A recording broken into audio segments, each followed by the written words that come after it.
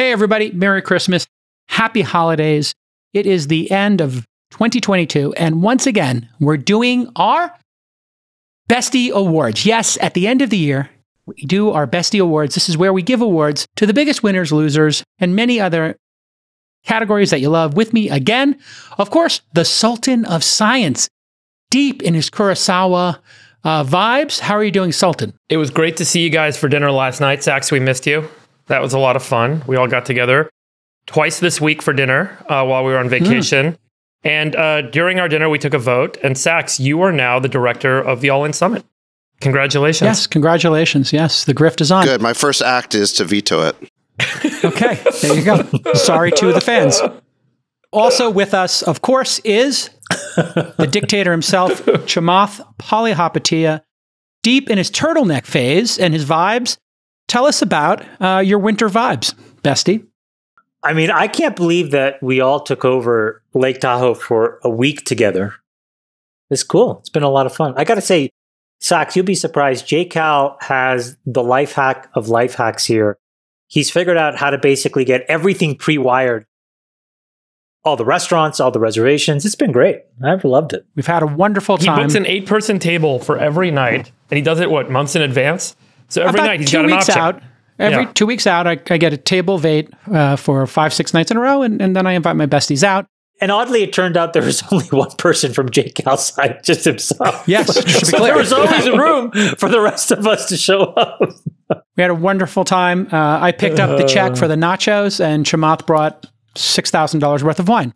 I brought my own also to the restaurant yesterday so we could open the wine properly. It was wonderful. We've had a wonderful time.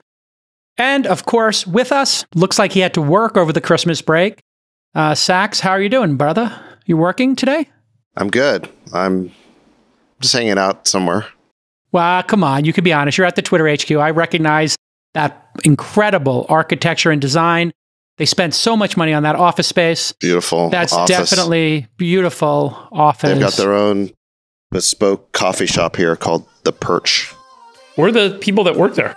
Too soon.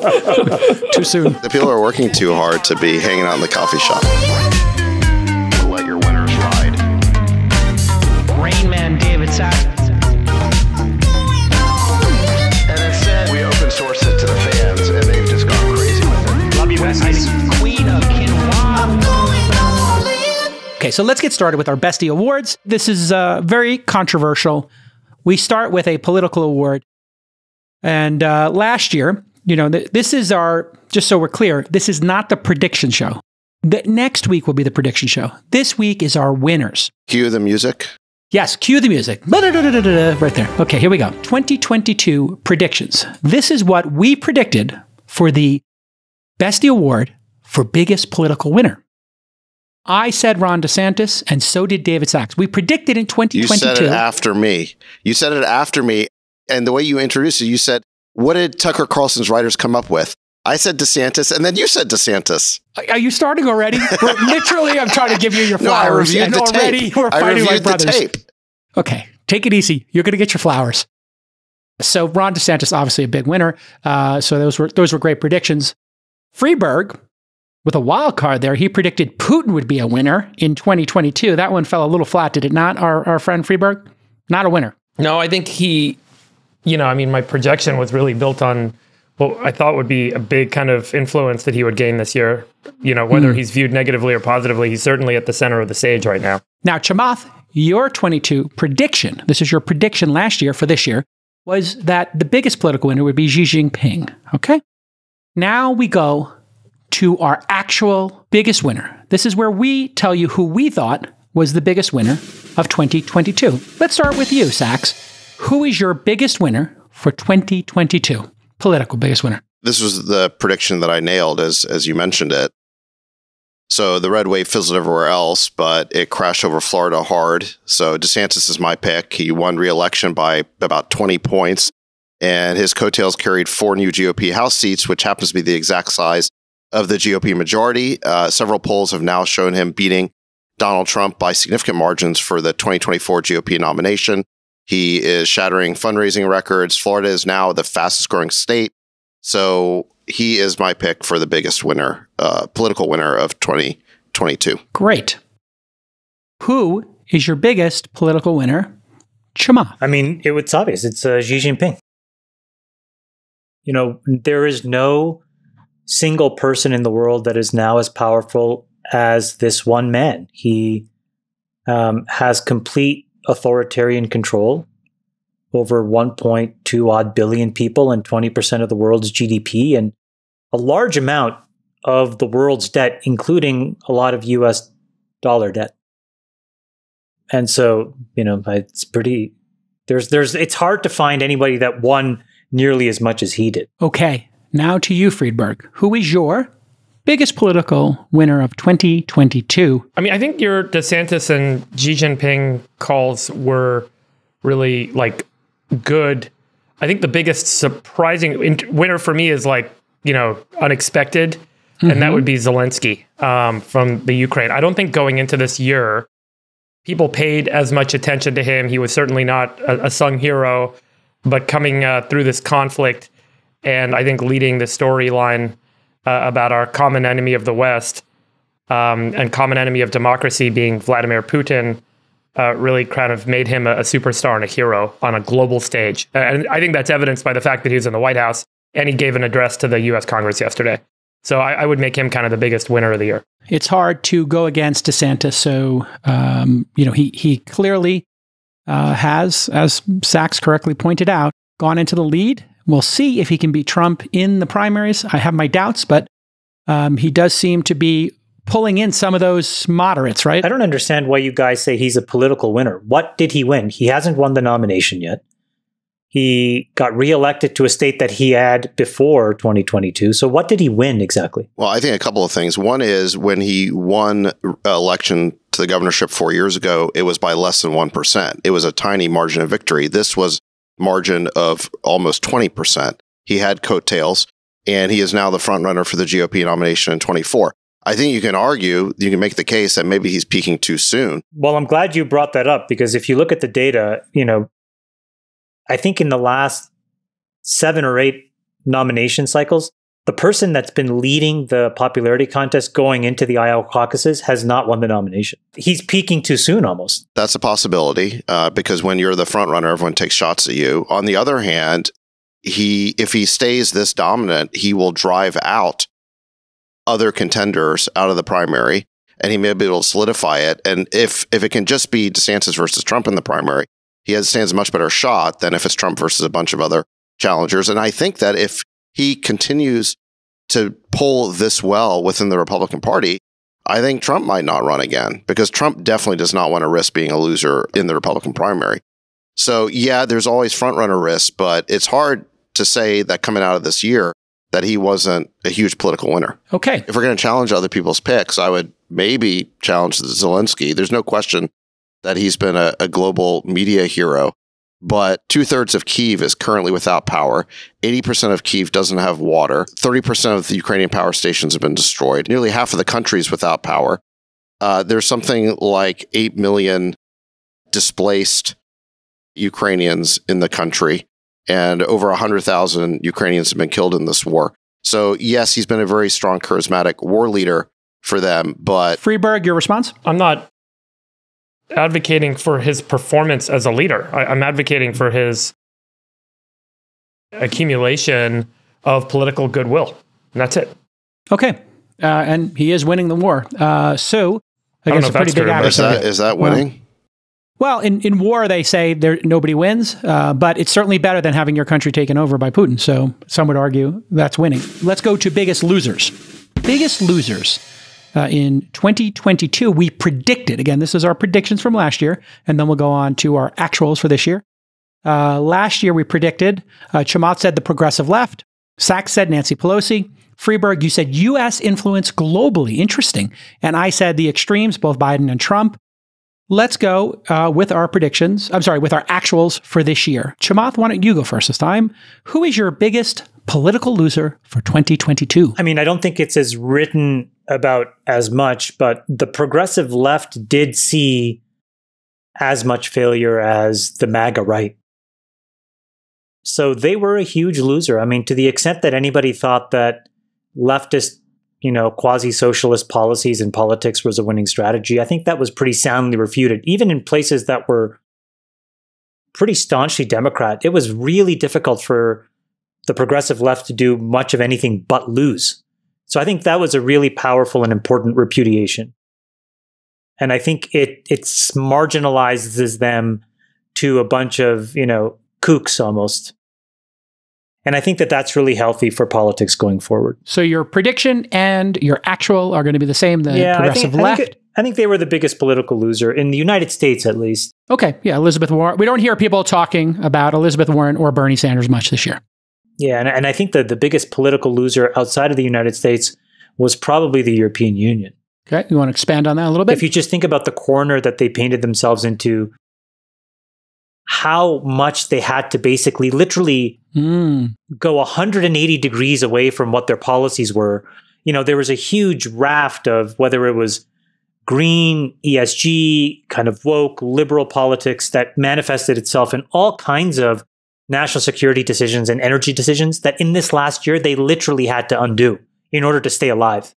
And that makes that whole political construct, I think, very fragile. So they were a pretty big political loser outside of the United States. Okay, Sachs. It's going to be hard here to guess this one. But Sachs, who is your biggest political loser in 2022? I have no idea who you're going to pick here. By the way, I got Pelosi right last year that she did lose the gavel. So you've got to say that the war in Ukraine was the biggest event of the year. And obviously you can spread the blame around to a lot of people, starting with Putin, because he's the one who ordered the invasion. But I would say this is a slightly different take on the category, which is biggest political blunder occurred on January 27th of this year, when Blinken said that NATO's door is open and must remain open, and that is our commitment. He basically shut the door. He kept NATO's door open, but shut the door on any means of a diplomatic off-ramp to end this conflict by promising Russia that Ukraine would not become part of NATO.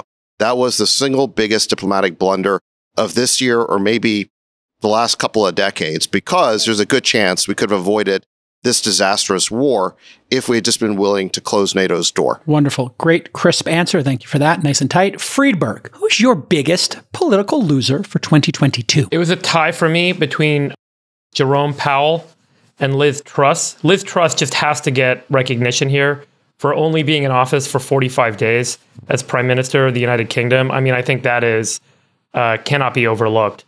Some of the policy and folks that she put in office caused massive chaos. It was just a clear dysfunction over a very short period of time. Jerome Powell, I think this was a big surprise this year to see how the Fed chair became so politicized, and his role became so politicized. Both kind of the left and the right finding reasons to question his leadership and his decision making.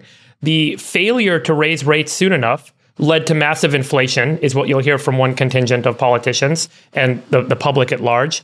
And then the rate at which he's raising rates now to catch up to to calm inflation is causing people to complain on the other side. So there is really no one that seems to be happy with Jerome Powell, and I think that that was a shooting star that seems to have completely lost its luster. Okay, so the Fed. Yes, good pull there. Okay, mine is pretty clear, and objectively it is, of course, the GOP. The red wave failed. It turned into a trickle. Trump is back, and I believe there's a good chance he will win the primary. Roe v. Wade, a complete unmitigated disaster for Republicans. They caught the car, and plus marriage equality and having to deal with that. Women and the LGBT community vote, and they have long memories. The GOP, the biggest political losers for me. Okay, I'm sure Sachs has no rebuttal there, so we will move on to the next category, which is... Oh, by the way, if you say it that way, then, the biggest political loser in 2022 were women. Look at, fundamental human rights were stripped away from 50% of the population. So That's not cool. And they could have left it alone. Well, if what you mean is that the issue was sent to the states and each state then gets to decide, then you're right. But if you look at the battles that have happened at the states, even red states like Kentucky and Kansas have rejected the subsequent political push to outlaw abortion. So it has not turned out to be just by the fact that all of these red states basically reconfirmed and enshrined a woman's right to choose may actually go more to show that the Supreme Court is totally out of touch and that they didn't need to touch Roe v. Wade. And the fact that they did opened up, a huge can of worms in 50 states that now go and need to go and adjudicate this thing, where it looked like actually that decision, even back in the day, even though the way that it was done, there was a lot of room for improvement. Clearly, everybody agrees with that, but was actually after, 50 plus years, reasonable law. And so now that you took that law away, now folks, even in the red states, are like, no, it was fine, which means that this whole thing was a huge political gambit more than it was actual societal intention. Okay, so we are going to move on now. I'll add my final 2 cents to that. As I said, I do think women and the LGBT community have very long memories, and the people who are in the moderate are not going to forget how they were treated by the GOP in this specific issue. So, biggest political surprise. We didn't do predictions last year, but I'll just run down what everybody said was their political surprise. I said the fact that Kamala Harris was sidelined was pretty surprising to me, and that's continued. Chamath, you said Joe Manchin was your biggest political surprise. Glenn Youngkin winning. Sachs, that was your biggest surprise. And Friedberg, the January 6th crowd, making it into the Capitol during the insurrection was your biggest political surprise. So here we go. Our 2022 biggest political surprise. Sachs, let's start with you. You have a lot to say about politics. Go. Well, the biggest political surprise to me was no red wave. So I admit I got this prediction wrong. I got all my previous ones right, Jay Callis. I'm going to admit I got this one wrong. I believe that the electorate would focus on the fundamentals. 3/4 of the country thought we're on the wrong track. 3/4 think we're in a recession. Nevertheless, the Republicans did not do nearly as well as predicted. They only gained 9 seats in the House. They actually lost a seat in the Senate. And I think that had something to do with candidate equality. And of course, the whole election denial narrative basically was a disaster for them. I hope that the Republicans move on and stop talking about the past. What voters want to hear about is the future. Friedberg, did you have a biggest political surprise for 2022, Friedberg? Yeah, it's also the failure of the red wave. I mean, that was my pick. Okay. I think the consensus going into the election was with rising inflation and the disdain that everyone had for the way politicians kind of managed us through COVID and then managed us through the economic recovery. It was inevitable to see a flip, and it didn't happen. I think obviously we talked about why that is, but that was a big surprise for everyone. Chamath, what was your biggest political surprise of 2022? Chamath Palihapitiya. The absolute toothlessness of MAGA and Donald Trump. I mean, he was just a scarlet letter. If you were anywhere near this guy, you were going to lose. And that's surprising considering how traditional Republicans were pandering to him up until, frankly, just a few months ago. So I think that we exposed the emperor as having no clothes, and that he marginalizes and sidelines candidates into a fringe following that cannot go mainstream. That was it was really surprising to see how stark that was this year. Fantastic. I'm going to build on yours, Chamath. I had 2 here. Number 2 was Roe v. Wade, but we've beaten that, I think, and we discussed it as much as we possibly could. My number 1, building on yours, Chamath, is that despite what's happened with Trump, the documents, his cases in the United States, in New York, and about taxes, despite all of this, the January 6th insurrection, despite all this, Trump is still viable. I can't believe he's still viable and that he is going to be out there in the primaries and he's going to have to debate DeSantis. And I don't know that DeSantis can beat him in a debate. I think he might win. So this is completely scary for both me and Sachs. I think it's terrifying. It's Sachs' nightmare and mine. Well, I think he's mainly viable in the minds of the MAGA dead-enders and the mainstream media who want to keep him alive. And the Biden administration wants to keep him alive, and they'll do anything to keep him alive and in the news, and you love keeping him in the news. So it's a codependent relationship between the mainstream media, which you sometimes front for, and Trump. Oh, be careful telling me what I think. We need to end this codependency, J. Cal. Well, I wish the Republican Party would finally take ownership of this disaster that is Trump and tell him that he has no business. But you guys keep him in the game. And the fact that he's viable, again, your personal nightmare and mine. Okay, biggest business winner. Everybody excited to get off politics right now and get to our kill zone, which is business. So last year, we had predictions in this category. I had said Disney, that's an up and down prediction. I'll get into that in a moment. Chamath, you said small and medium-sized businesses, the old SMBs. Sachs said rise of the rest, the flyover states. And Freeberg, you said Stripe.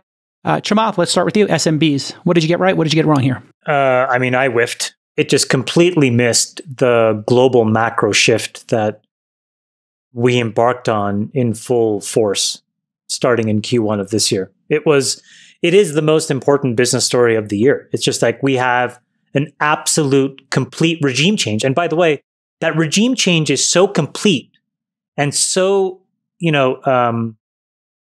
thorough that it even touched Japan just a few days ago, where Japan, who finally yielded on this idea of we're going to have negative interest rates and yield curve control. Even they finally broke and raised rates.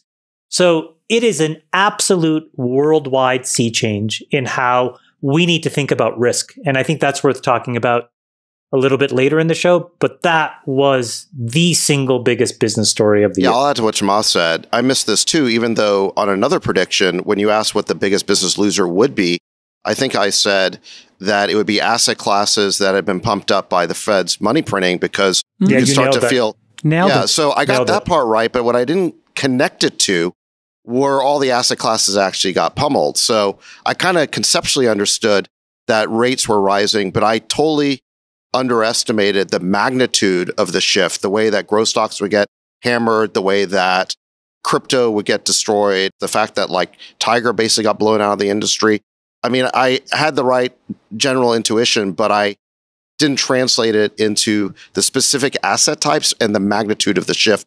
And also like what Chamath said, a real regime change now and how markets are viewing stock performance. It's really incredible. Freeberg, let's get in on this. This is somewhere where you can contribute deeply. What do you think about your take last year? And you still believe in Stripe? Yeah, I mean, look, it's a business that obviously benefited greatly from the pandemic and the adoption of the payment processing infrastructure that they've built across various kind of e-commerce platforms.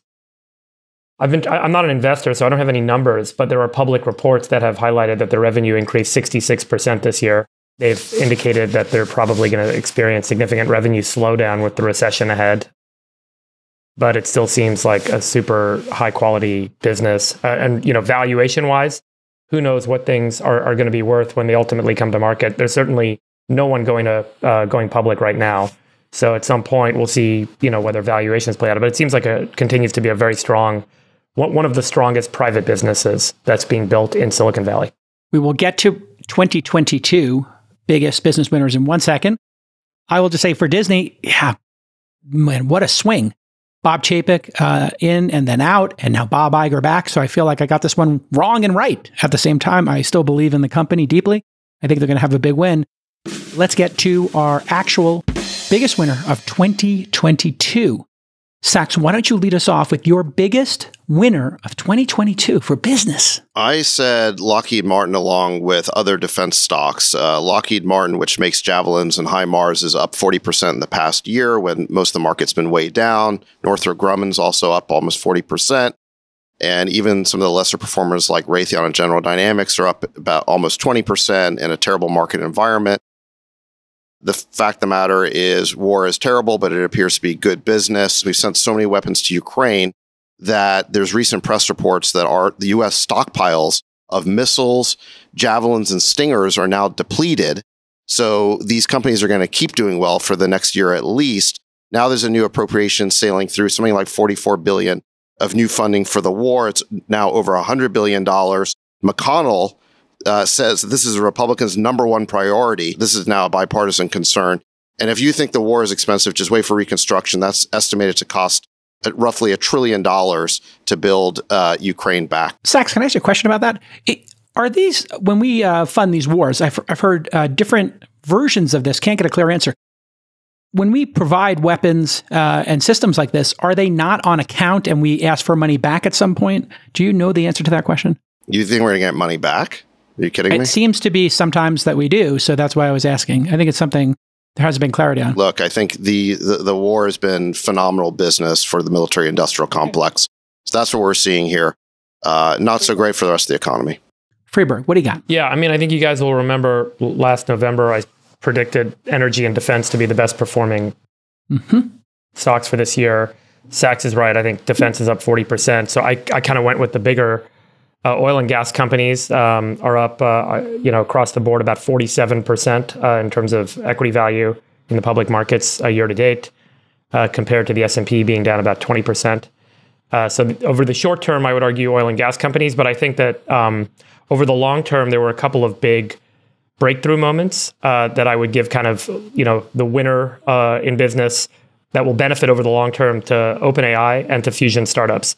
And we'll talk more about why for those two, obviously later when we get to the biggest winner in tech and science. But yeah, short-term oil and gas, they benefited from the supply constraints and the conflict in the Ukraine.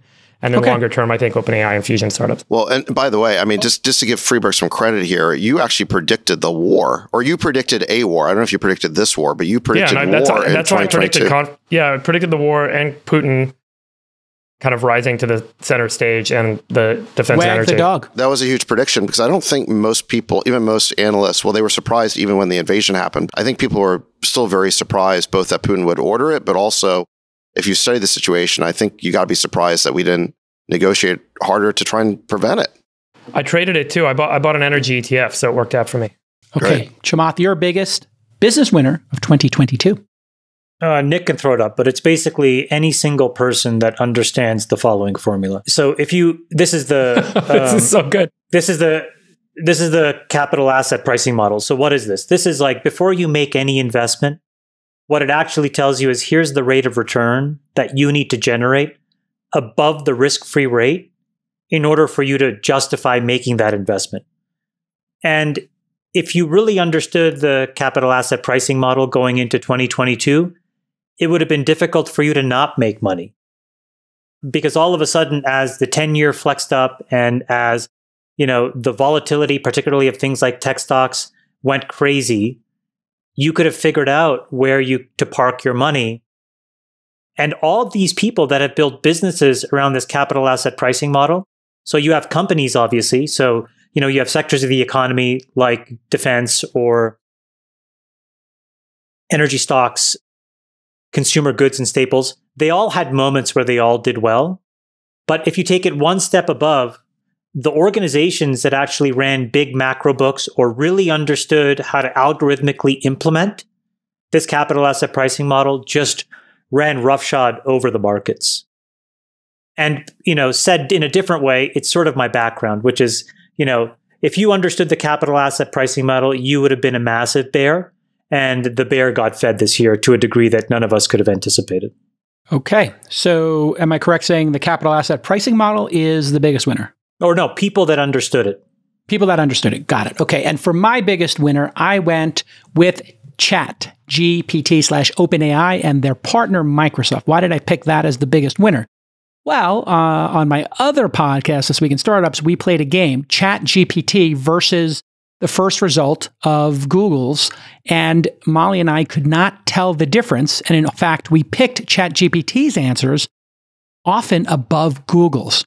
Google, one of the greatest businesses and franchises ever created, has no answer currently for ChatGPT because Google's business model is to get you to click on an ad between links.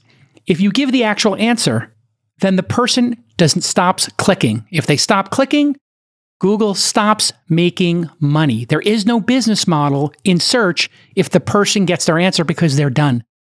This is an existential threat like we have not seen, and our friend Sam Altman has aligned ChatGPT/OpenAI with Microsoft.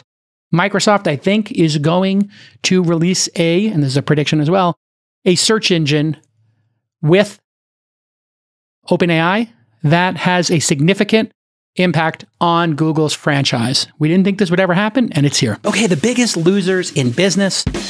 We made predictions last year. I said in 2020, I predicted in 2021, the biggest loser in 2022 would be crypto. By the way, Friedberg, you agreed with me, and we nailed it. Chamath, or you agreed with me. Well, Jacob. yes, that's correct. We were in agreement. How about that? We were in agreement. We were in agreement. Sachs, independent. Yeah. You said, and Chamath, Visa/MasterCard, we'll get into that. And Sachs, you said asset classes benefiting from government pumps. Very interesting. The Fed stopping QE. Interesting. Anybody have comments on their predictions or each other's predictions from last year? On a percentage basis, David absolutely nailed it. Sachs absolutely nailed it. On a dollar basis, the biggest business loser of this year was big tech. And I think that you saw three things happen, which I think are important for the future. The first was it was the most crowded trade, both by professional money managers as well as retail. And that fever finally broke in the in the second half of this year. And now going into these last few weeks, you're seeing a lot of panicked selling to cover losses and other things. So I think that number one, that happened. Number two, regulators basically said, we're going to go after these guys every single which way we can. Mm-hmm. And then number three, I think it started to change the innovation cycle where people now actually believe that they can't outspend because folks won't tolerate it. And the things that they're spending their money on seem kind of foolish. And so I think big tech is probably not discussed enough, but it was a huge loser for this year in terms of what happened to them. 2022's actual biggest business loser, Chamath says big tech. Friedberg, who is your biggest business loser for 2022? I mean, this one's just a simple FTX. I mean, that was such a incredible revelation of the scale of the scam and the fraud and the craziness that went on. And I think what was interesting about FTX is it had implications not just for crypto and not just for kind of offshore regulatory and not just for fraud, but also for the investors. We had a whole debate about whether the press and journalists failed to kind of, appropriately investigate this guy rather than give him accolades because he said the right things, which he said he did over IM. And investors failed to do relevant amounts of due diligence or form a board and have proper governance over him because they wanted to be part of the hot new thing and everyone had capital to deploy. And I think what was interesting about the FTX failure is it wasn't just a failure due to fraud, but it revealed so many parts of kind of, call it, systemic laziness and systemic kind of blind eye and systemic bias that allowed and enabled this to happen. It was really a revealing kind of failure. And that's why I kind of gave it the award. Mr. David Sachs, who is your biggest business loser of 2022? Well, you kind of mentioned this. I picked Bob Chapek, who's the former Disney CEO. He was Iger's handpicked successor 3 years ago. Then the pandemic hit, which shut down the theme parks. But then I think the big mistake was allowing himself to be mau-maued by woke employees into picking a fight with DeSantis over the so-called Don't Say Gay bill. That caused DeSantis to retaliate by threatening the special privileges that Disney enjoys in the state. And then he had Iger undermining him behind the scenes. This was revealed, I think it was in a Wall Street Journal story, that he was grousing to insiders that Chapek was not soliciting his advice, and he was undermining confidence in him with the board. And recently, Chapek was forced out and Iger was put back in charge. Fantastic choice for the biggest loser. How brutal does Iger look in that Wall Street Journal piece? I mean, would anybody work for him? Yes, he is incredible. He looks terrible. I agree. I read that piece twice, actually. The CFO calling him up. She was the one who stabbed him, and knifed Chapek. It's a great Wall Street Journal long read. I don't think that happens without the support of the person waiting in the wings. Hey, listen, there's a couple of jobs you never quit. You never quit a hit TV show. You never quit a hit band like Roger Waters with Pink Floyd. But why didn't they just extend his retirement? And you never quit the Disney job. It's the best job. It's the best CEO job in the world. But Jason, why go through this? Never quit. Why go through the theatrics of like grooming somebody, putting them in your job and then undermining them? Like all I'm saying is if you're I think he made a mistake. He quit and he wanted to come back. Also if you're a good up and coming exec, I mean, what do you do if like all of a sudden you have the opportunity to get groomed for that job? It just seems really risky. Yeah. I mean, I think Bob Iger realized when in that piece, they say he went on his yacht, his wife didn't come with him. the Wall Street Journal piece is incredible, and he's got bored. And he's 70-something years old. He's like in the early 70s. Why would you give up the greatest job in the world? So he went back and he took it back. Didn't Disney have a mandatory retirement age? But this is my point: is he was so prolific, he could have extended it. Why not just extend it and be done with it? Yeah. Did you guys read the book he wrote? That Ride of a Lifetime? Book? What is it? Yeah, and I think that what was interesting about that book was the entire thing was built around a series of deals that he did. It was like, I did this acquisition, then I did this acquisition, then I did this acquisition. And everything for him was building this empire by doing deals. And someone whose storyline and narrative that they tell of themselves that's built as a series of deals is a deal junkie. And you're not going to be a deal junkie where that's your excitement, that's the thrill, that's the adventure that you get out of life. And then you go and sit on a yacht. You're not doing any deals sitting on a yacht. And you're going to want to get back to that. And I think it's less about kind of management and product, and it was much more about being in the midst of doing deals.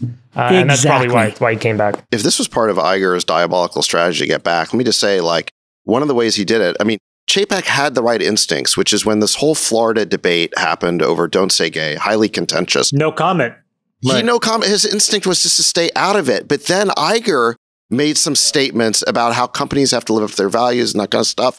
And then the employees started, mowing him to get involved. And he took the bait and he got involved. And what he didn't expect is that DeSantis wasn't going to just roll over. DeSantis hit him back really hard, and it cost them economically. And then the whole thing is unraveled. And in the first interview that Iger gave, when asked about this question, he was like, no comment. So he went right he's like, we're not going to get involved in politics anymore. We're not getting involved in politics anymore. It was hilarious. That was hilarious. He nudged Chapek to basically get involved in politics, and then Chapek basically became cannon fodder for DeSantis. Exactly. And then Iger's like, oh, we're out of this now.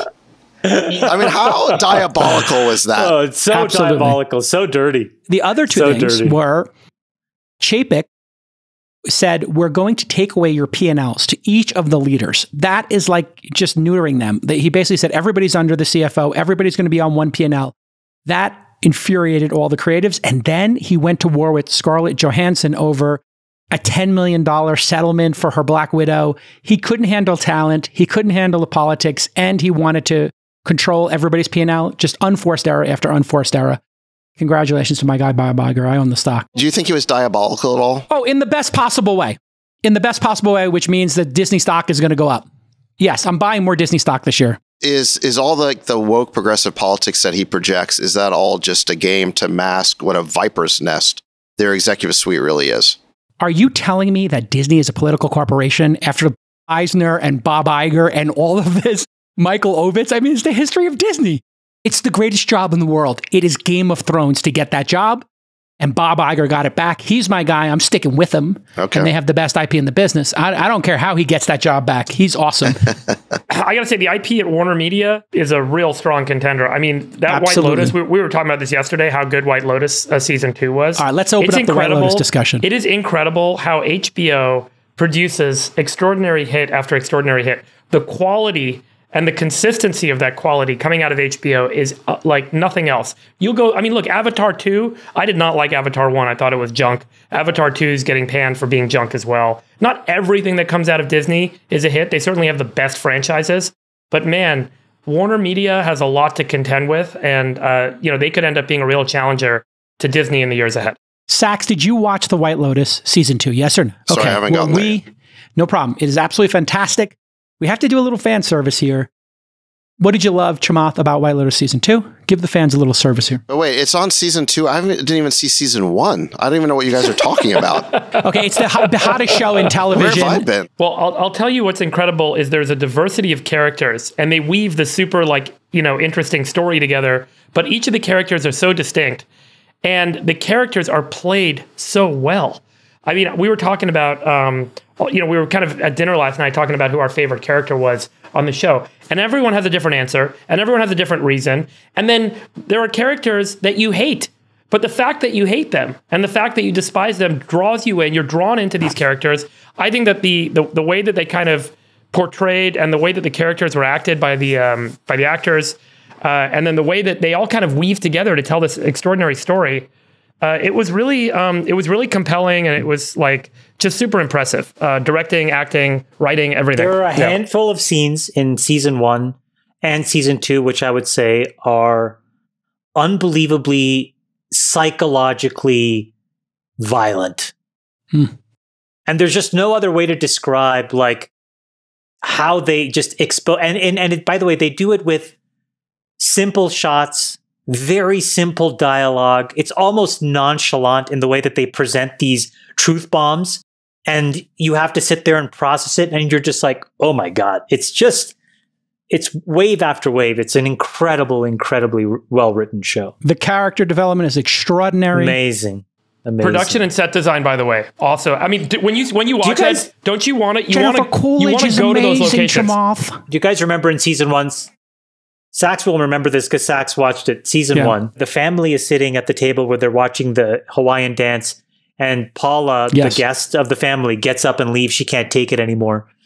And then the next day, they're in a discussion about it, and the father says something about, I think, hierarchy or imperialism or something, and it goes around the table, and she just deadpans. She says, well, maybe it's just time for others to eat, talking about, like fixing these wrongs.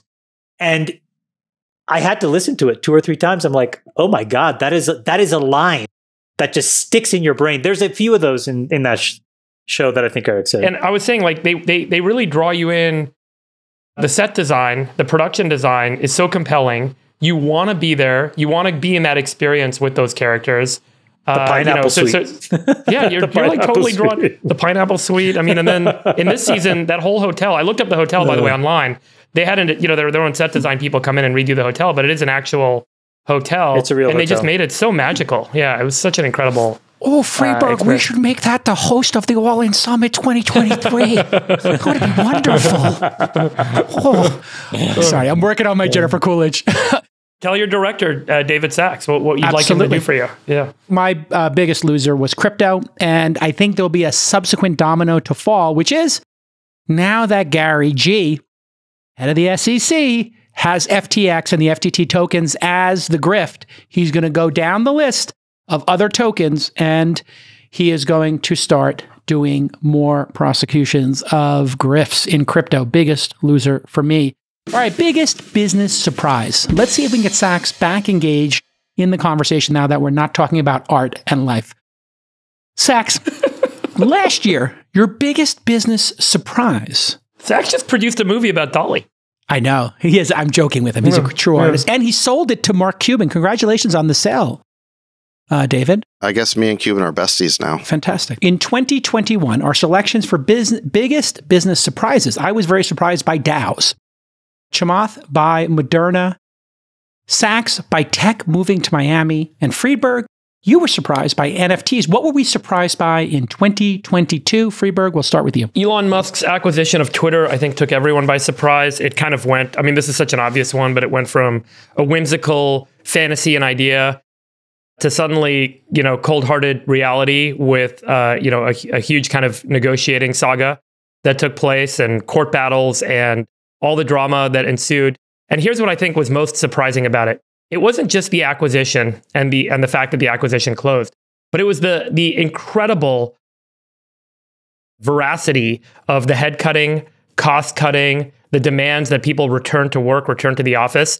And then what was most surprising that followed that is the impact that seems to have had on the rest of Silicon Valley, where now nearly every VC I speak with, every CEO, every board is looking to Elon's behavior for right or for wrong, for moral or not, and saying that's a model for how you can challenge your team to achieve the impossible in an impossibly difficult environment, which is what we find ourselves in. And so I think it was a series of surprising events. He bought Twitter, he made these incredible changes, and then everyone seems to be looking to that as a model. And it's really resonated. It's created a rippling effect. I'm not saying it's good. I'm not saying it's bad. I'm not saying it's moral, right or wrong. But the whole thing was really an incredible, surprising, unexpected saga this year. So I give the Elon acquisition of Twitter kind of the award. Chamath, do you have a biggest surprise? I would say it's Jerome Powell and the Fed and their staunch hawkishness on inflation. I think everybody wants all of this to be over, and I think we're definitely in the last few innings of it. But I think what was surprising was how consistent and how hawkish and how bearish Jerome Powell was. Every chance he got, he didn't capitulate or waver from the key message, which he was saying from the beginning, which is, we have the tools to fix a broken economy, but we don't have the tools to fix runaway inflation. And so we will raise rates higher than anyone expects and keep them there longer than anybody wants, because on the back end of it, we can fix a few broken bones. But if left unchecked, this could really do a lot of damage. And I think that that was an enormous surprise, that all the political pressure in the world, all of the financial capital markets pressure in the world did nothing to change his position. Sachs, what was your biggest business surprise of 2022? David Sachs' biggest surprise. Well, it was a pretty big surprise that Adobe bought Figma for $20 billion. That price tag in this environment, pretty big surprise. But I got to say, I think Friedberg nailed it. Got to say that the business saga of the year was Elon buying Twitter. First, the liberal media was up in arms that he might do it. Then they insisted that he must complete the deal. In any event, he did ultimately buy the company, and now he's effecting his changes. I agree. That's the big business story of this year. Certainly was a big surprise for me that I got depositioned for 6 hours. Is it a surprise that you're sitting in Twitter's headquarters today, right now? Yeah, it is a surprise. But just by the way, the rumors and speculation are getting out of hand. I am not a candidate for CEO of Twitter. So I want to put the kibosh on that, because it's starting to get out of hand. JCal, and the job is yours, my friend. Congratulations. All right. I guess let me know you've earned when I start. You've earned it. You've worked hard. You've demonstrated your competency. Yeah. JCal, the last man standing. Last man standing. Outwit, outlast. Now that Sachs has said he is not taking the job, a bunch of libs have just stopped taking Xanax. The libs' biggest fear was Sachs was going to get that job.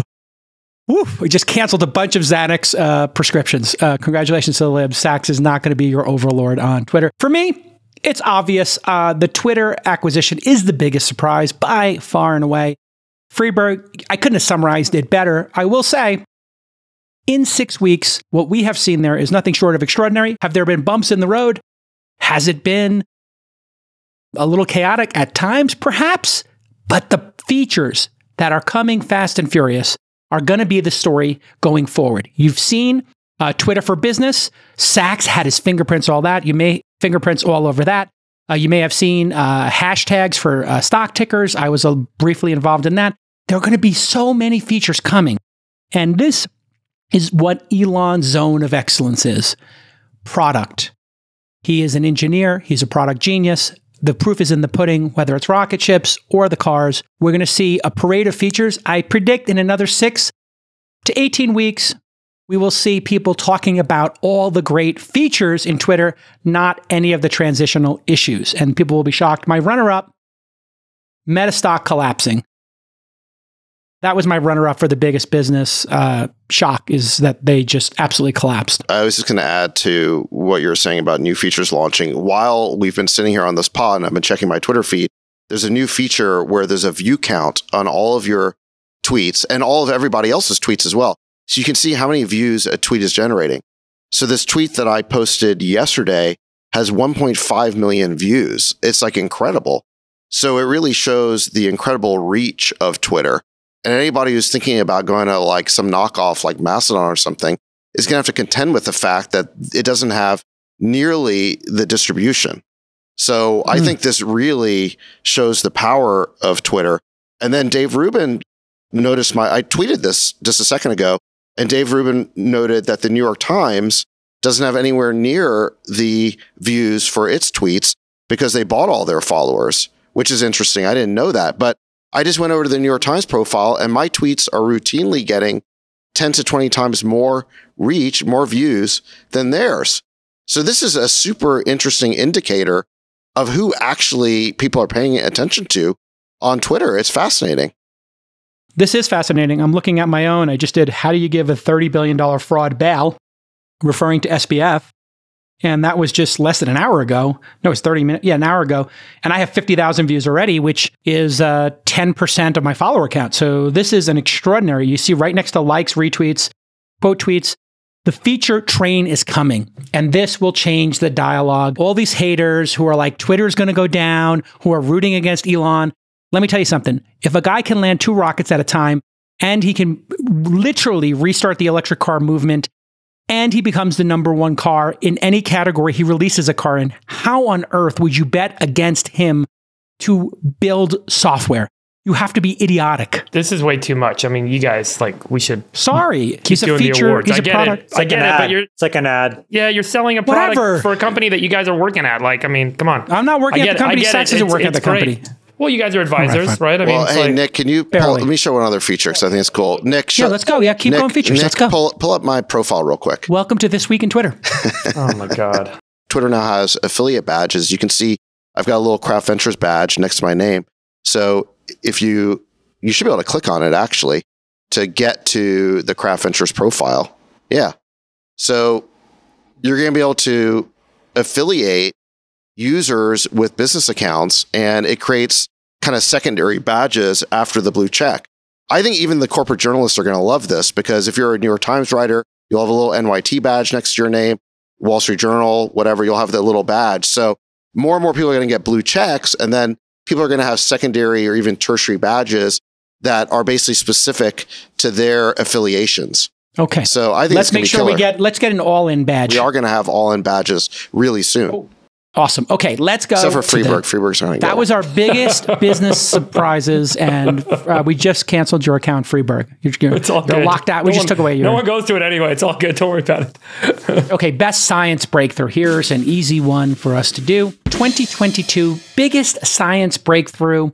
What have you got, Sultan of Science? We, of course, have to start with you. 22 biggest science breakthrough. Freeburg. Yeah, I'm going to give it, obviously, to the demonstration of net energy gain from the National Ignition Facility in plasma fusion that we talked about last week. I wouldn't call it a breakthrough, by the way. I think we used that as a misnomer last week, but I'm still going to put it in this category. It's more of a milestone along a very long path, a very arduous path of very difficult work that's been taking decades. So it's a great milestone, but I think what was so important and impactful and powerful about it is that it's really catalyzed a sea change in the investing and the outlook that this is becoming more reality. As I mentioned last week, we've seen an increase of nearly 40% in the number of fusion startups, and the amount of capital that's flowing in is now reaching $10 billion a year. So this is becoming, a real investable, or an area that's getting real investment. Some people might not think it's very investable, but that's why I think it's been an important year for fusion. And I think it's something I highlighted last year. I was excited about. And I, too, picked fusion. Also, just point of clarity, last week, some people, Chamath, before you go to your prediction, were saying, hey, you're talking your book on solar when you were in your disagreement with Freeburg. That's obvious. You've been very upfront that you were investing in solar. You placed your bet. Yeah, 100%. Yeah, so just for clarity, actually, everybody knows he made that bet. He's talked about it incessantly. Plus, those idiots that were saying that are stupid. But yes, let me further clarify what I said last week and why it's important. If Nick, can you bring up the capital asset pricing model again? The most important thing for me is to make sure that we don't misallocate human capital into endeavors that I think are best left for research institutions funded by the government. And I think when you look at a capital asset pricing model and try to build one out for fusion as an example, the expected rate of return that you need to get from this is just astronomically high because of the beta of that investment risk and the market risk premium you have to generate. And so, from my perspective, I think that there are probably 4 or 5 labs in the world that are capable of actually getting us to a positive energy equation. I think Friedberg, I really thank you for actually saying that it wasn't a breakthrough and more of a milestone. I think the real breakthrough is when we have positive, not just joules, but we actually convert that into electrical energy, right? And we actually talk about power and watts. And I think that most people listening probably don't even understand the difference between joules and watts, or don't even care, and they want to jump around here or there. So the point is that there's an enormous path we need to take in physics.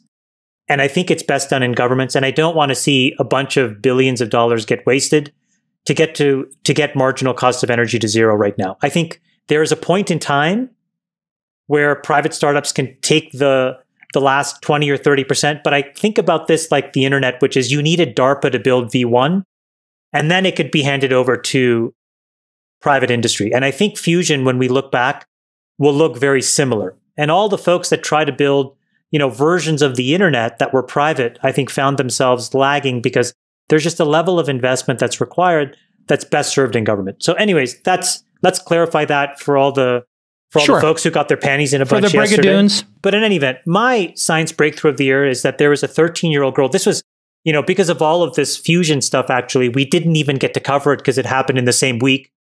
And I think this is infinitely more impressive and is an actual breakthrough, which is a 13-year-old girl in the United Kingdom who had a heretofore uncurable form of leukemia, T-cell acute lymphoblastic leukemia. So typically you start in chemotherapy.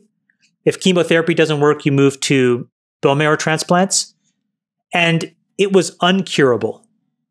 And a lab in the UK, basically using CRISPR, edited these transplant T-cells to go in and wipe out her cancer. And now her cancer is literally undetectable. Now, if you bring up that capital asset pricing model again, Nick, what I'll tell you is the rate of return on a human life, in my opinion, is infinite. And so here is an unbelievable breakthrough that got very little attention because everybody was wrapped around the axle of fusion. It happened in the same week, so maybe it's understandable. I didn't understand it. But I think this is the single most important thing that happened in science, not just this year, but frankly, in the last decade. Because if you can actually now do base editing and eradicate, at least in this case, a blood-based cancer, and eventually we'll be able to bring that and use that towards solid-state tumor cancers, it's a huge breakthrough in just human longevity and human quality of life. And that happened just a few weeks ago. Okay. And of course, for David Sacks, his biggest science breakthrough is I don't care. So moving on. Okay. Sacks, go ahead, tell us. Yeah, no, this category reminds me of, remember when Biden had that moment where he's like, America can be defined in a single word? And then he's like, blah, blah, blah, blah. That's kind of how I feel about this category. America is a nation that can be defined in a single word. I was going to excuse me. Amazing how you figured out a way to be derogatory about Biden in the science section. A new low even for you, Sacks. Oh, it's a good one, Sacks. I like it. All right, biggest flash in the pan, 2021. This is what we said were the biggest flash in the pan. I said the woke socialist leadership of cities, i.e. Chesa Boudin. Freeberg said the Constitution DAO. Sacks said the word transitory, very well played. And Chamath said the metaverse, also very well played. Everybody nailed that. Nailed it. Yes, very good. Everybody get your flowers. Enjoy. All of those seem like pretty good selections. But this year is what everybody wants to hear about. Freeberg, tell us now, who is your 2022 biggest flash in the pan? The undisputable here we go. biggest flash in the pan of 2022 was the All In Summit. Oh, it wow, came, that hurts. It went. That and hurts. it'll always be a strong and significant memory. It was such a hot thing for a minute, and then it died. So to the All In Summit, I raised my glass. I pour one out. I toast to you, to Miami. And unless David Sacks carries it from here, it was a flash in the pan. It was a flash in the pan. Sacks, who's your flash? Which Democrat is the flash in the pan for you? Sacks, well, this is where I had Liz Truss. As you guys mentioned, she only survived 44 days as PM. I mean, that's only 4 Scaramucci's. She was basically fired by the bond markets after she combined a Thatcher-esque tax cut with massive energy subsidies to counter the price spikes caused by the war in Ukraine that she was fanatically committed to. This was deemed untenable by the UK central bank. It crashed the pound. And I think there is a serious point here, which is that as much as Thatcher and Reagan were the two towering heroic figures of the 1980s, I think zombie Thatcherism is not going to be electorally viable in the UK, just like zombie Reaganism is not going to be viable in the United States. I think that the conservative movement has to stop living in the past. We have to develop fresh ideas to meet the economic and foreign policy challenges of today. Chamath, do you have a flash in the pan? I actually think fusion literally was a flash in the pan. It lasted 10 to the negative 10 seconds. So that less of a flash you can't have without being a flash in the pan. Ah, there you have it. Hey, Sacks. Oh, hey guys, look who's here. Oh, look who it is. Oh, is it the proprietor? The proprietor, the owner. Twitter customer support at your service. Zach, you spent the last 15 minutes selling your new features on the podcast. Pretty exciting. Well, the views are like incredible. And I saw Dave Rubin already made an observation that if you look at New York Times, their views are maybe 1/10 like my views, just me as a lone tweeter. And he said that their followers are inflated by just basically buying a bunch of follower accounts. Yeah, the views thing is huge. That's why I pushed the views, which is like actually a lot harder feature to implement than you'd think, because the sheer number of transactions per second, I think it sort of requires system-wide on the order of 3 million transactions a second to actually calculate the view, calculate and display the view count, FYI. For Twitter Global. So it's like 3 million per second.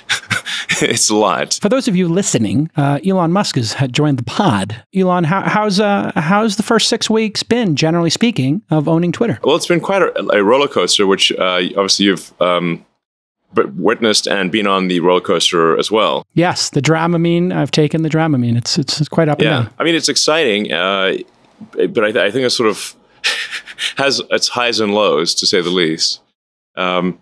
But overall, it seems to be going in a good direction, and we've got the expenses reasonably under control, so the company's not like in the fast lane of bankruptcy anymore. And we're releasing features faster than Twitter's history, at the same time as having contained the costs and reduced the cost structure by a factor of 3, maybe 4. So. The verified is obviously that's huge. It's a revenue stream as well as a means of identifying of like knowing that it's a real person and not a bot or a troll situation. Having the organization affiliation, which I suspect you talked about, that was an idea of David's that was great to have organization affiliation. So you can know that somebody is an actual professor at Stanford, or that this particular handle is actually Disney, not someone simply putting "I work at Disney" in their bio. So I think that's going to be really helpful. Just having detailed and nuanced verification. So of all the various things that you say you are these things validated by other people and organizations? Can you tell us how you do product iteration, Elon? Because one of the things that I think some people got jolted by over the last couple of weeks is like a bunch of things got taken away or changed or rules changed or policies changed, and there was very quick action. And then people had all this negative feedback about the quick action without communication. But your extraordinary talent is to iterate product to success. Can you just maybe share with people how you do product iteration in this context to help them understand how some of these decisions get made and why moving quickly is so important, and just, how you're doing this? I'm a big believer in you want to look at the net output. So it's sort of like, what's the batting average? If it's like baseball, the point is not that you hit the ball, but it's like, well, how many home runs you get, and how what's your slugging percentage? Yeah, slugging percentage. Yeah. It's like you're going to swing for the fences. You're gonna strike out a bit more, but we're going to swing for the fences here at Twitter, and we're going to do it quickly. So. And I think generally, my error rate and sort of being the chief twit will be less over time. But in the beginning, we'll make obviously sort of a lot more mistakes. Because I'm new to I'm like, hey, I just got here, man. So, I mean, if you look at the actual amount of improvement that's happened at Twitter in terms of having costs that are not insane, and getting and actually shipping product that on balance is good. I think that is that's great. I think we're actually executing well and getting things done. I think we'll have fewer gaffes in the future. How did you get to your intuition on what the efficient frontier of employees needed to be to make the product better? Well,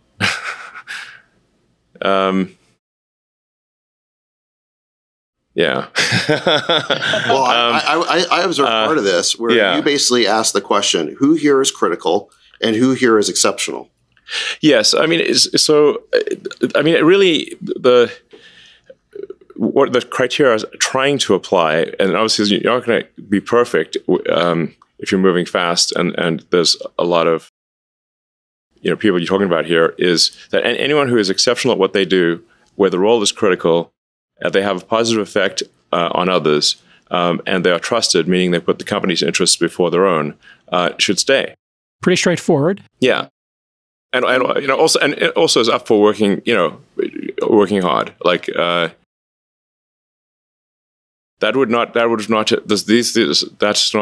was not Twitter's prior culture. Yeah, were you surprised that the intersection of that circle and the people that left was basically 25%? Were you surprised it was that deep, or did you think your intuition was like, it's probably somewhere in here? Well, I think you could just stand back and say, without knowing how many employees Twitter has at all, and say, how many people are really needed to run Twitter? Like, let's say you don't know what the employee headcount number is at all. How many people are needed to keep the site operational? Like, let's say, excluding product evolution, you basically have to keep the servers going, and you have to have customer sort of a support function to take down material that is in violation of the law. How many people? What's the minimum number of people? That's in the hundreds, probably. It's not exactly. It's not like a giant number. Yeah. Twitter still has like 2,000 people, right? Yeah, we still have 2,000 people. It's not nothing. And actually, there's actually on the order of like almost 5,000 contractors. Like almost all of the what's called trust and safety work, which is like the support functions for the site, are done by contractors. You're doing a lot more to take down hate speech than the company previously was doing. Yeah, absolutely. Like, hate speech impressions are down by a third, and will get even lower. Maybe you could speak a little bit to what we discovered, I think, in those early weeks, which was the incentive. The incentive previously was to create as many accounts as possible. And there were a lot of quick fixes to lowering all these, what people might call bot accounts. In some cases, it was people opening many millions of accounts. But we discovered this very early. How easy was it for you with the tech team to maybe lower the bot count and all the fake accounts? Maybe you could speak a little bit to that, because people have seemed to think that, gosh, it's a really hard thing to get rid of bots, and it turns out it isn't. Well, we still have a fair number of bots in the system, but I think the incentive structure, the way Twitter was set up previously, was this relentless focus on what they called MDAU, which is monetizable daily active users. Although I would say the monetizable part is dubious. But at least things that appeared to be monetizable or could be passed off as monetizable daily active users. So this created an incentive to turn a blind eye to fake accounts. So if the incentive structure is maximize the appearance of monetizable daily active users, then it's a strong incentive to pretend that a bot is real. And that's what happened. So we've taken a lot of steps to reduce the bots and trolls situation. So many. I think you're seeing that in the usage. Like, it's not like relatively rare to have your replies filled with crypto scams. I'm not seeing any anymore. Freeberg, you had a question. Yeah, I mean, just on your earlier question, Elon, when you first started making changes at Twitter after you bought the business, a lot of people kind of took notice at how extraordinarily swift and significant those changes were. Yeah. And there's a lot of technology companies that have CEOs and investors and boards, and we all talk to a lot of them, and they're all now having a conversation like, look at what Elon did at Twitter. How can we do something as aggressive, as swift, as deep? Do you think much about kind of the model you're playing for other businesses and other business leaders, particularly in Silicon Valley, and how you're operating Twitter. Do you ever kind of talk about that? Because I know you mostly talk about your business and you talk about the businesses you're running, but you're having a big influence, I think, in how other people kind of act and behave that are other business leaders and run other technology companies. I mean, to be frank, I'm not really, I'm thinking about that much, because I'm just thinking about like, how do we, I'm just like, just get Twitter to be in a financially healthy place, and fix the engine of engineering so we can have a rapid evolution of new products. So, and I mean, I guess I'm in sort of in some ways an unfortunate position where I don't have to answer it. It's not public, and we don't have a board really. So, I mean, so I can just go, and I can take actions that are drastic. And obviously, if I make a bunch of mistakes, then Twitter won't succeed, and that'll be pretty embarrassing and sad. But as long as, like I said, as long as the batting average is good, that the wins significantly outweigh the mistakes, then it'll be a great future. And I think I'm very optimistic about where things are headed. I think a lot of people want to talk about or understand, Elon, your position on freedom of speech and your principles. I'm curious. You've been pretty upfront about it. How do you think about it post-acquisition? What speech should be allowed on the platform? Kanye came back. He just went insane. His account got revoked. What have you learned, I guess, now that you own it? Because you must be getting a lot of inbound from people asking you, hey, how are decisions going to be made, et cetera. You've been clear. Transparency is super important in this, but maybe what are your thoughts on free speech and speech on a platform like this? Well, I mean, the general principle, I think, is that we should hew close to the law in any given country. So the laws vary quite a lot by country. So I think we should be doing free speech that's close to the law. And that's the general principle. I think there are other things where it's like, okay, we like, for example, like if you're an advertiser, you don't want to necessarily, you don't want your ad, like let's say it's a family movie next to some, NSFW content, even if that content is text. It's like, they'll be like, that's we don't, so that's part of what, so there's more of an allowance for what some might call hate speech on the system, but it's not going to be promoted. It's not like we're not going to be recommending hate speech. It's just at risk of stating the obvious. And we're not going to monetize hate speech. So, or negative speech. Like that's, nor would advertisers want us to. I think it's going to be a rare product that wants to be next to seriously negative stuff. I was going to say, you referred to it as, hey, freedom of speech, but not reach, because this is a very nuanced discussion. Like, should this stuff be able to hit the trends, and that kind of stuff? Yeah. Like it's certainly possible that some things that will be regarded as hate speech will hit trends, but I think it's going to be relatively unusual, especially as we are doing a better job of controlling the bots and trolls situation. And I do want to emphasize, like, there's a difference between the bots and the trolls. Like, bots are like fully automated accounts, but like a troll farm would be where you've got 100 people in a warehouse somewhere, each with 100 phones, and so they're actually humans, and they're going to pass a captcha test, or and they can reply, and because they're actually good humans, but it's actually 10,000 accounts that are obviously not operating as real people. So that's stuff like that can cause things to trend negatively. That's why I'm like a big proponent of having just a low cost verification capability. And so, but like this is definitely a work in progress. So there's like I said, there's going to be And I did, like, one of the first things I said after the acquisition closed was, like, we're going to make a bunch of mistakes, but then we'll try to recover from them quickly. And that's what we've done. And I think we've generally succeeded in recovering from them quickly. And it's been going pretty well. Was the Paul Graham and journalist suspensions mistakes? Have you talked about this publicly, about how that all kind of got resolved at the end? Yeah, I mean, the Paul Graham suspension was definitely a mistake, and I actually called Paul Graham to apologize personally for that one. Did. Yeah. Great. Yeah.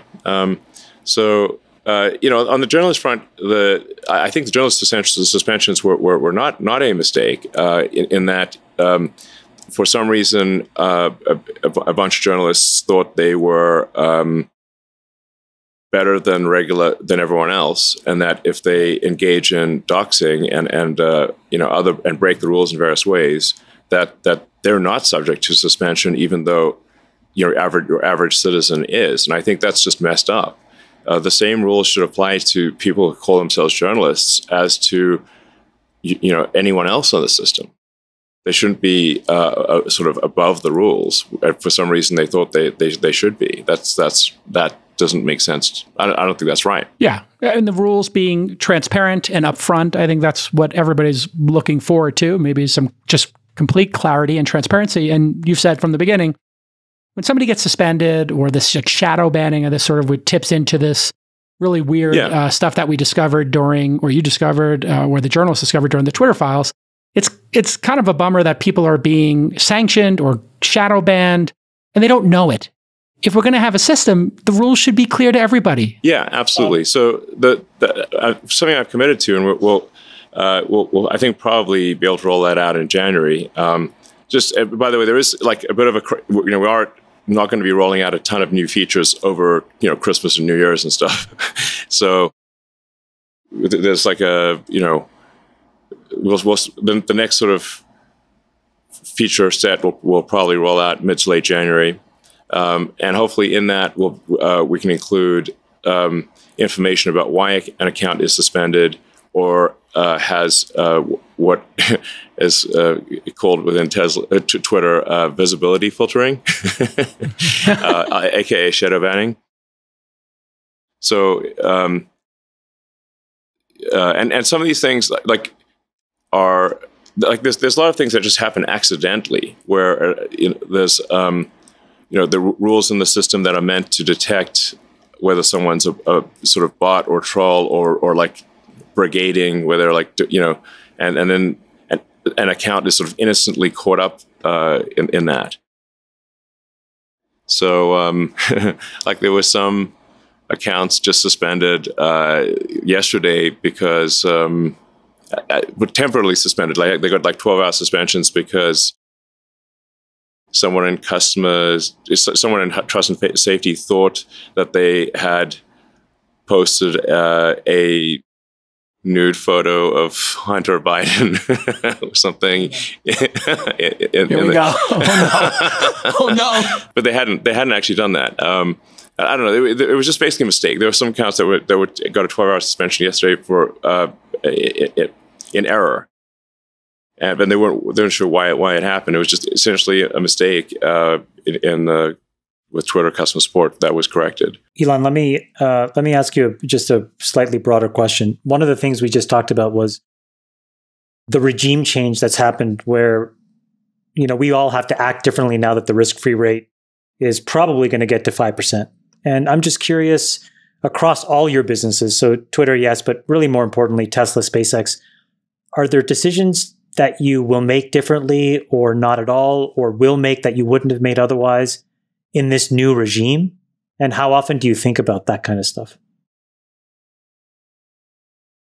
Well, I think it's more like it does seem like we're headed into a recession here in 2023. The magnitude of that recession is debatable, but I think it's at least a light to moderate recession. Potentially, it's on the order of 2009. So I think it's wise to kind of like prepare for the worst, hope for the best, prepare for the worst. Don't get too adventurous. Like watch out for margin debt. Like I would really advise people to not have margin debt. in a volatile stock market. And, from a cash standpoint, keep powder dry. You can get some pretty extreme things happening in a down market. Like Brett Johnson, who was a CFO, who is a CFO of SpaceX, was at Broadcom in 2000, and he said that, and that's a good company making good products. And he said the from peak to trough, I think in less than 12 months, Broadcom went down 97%.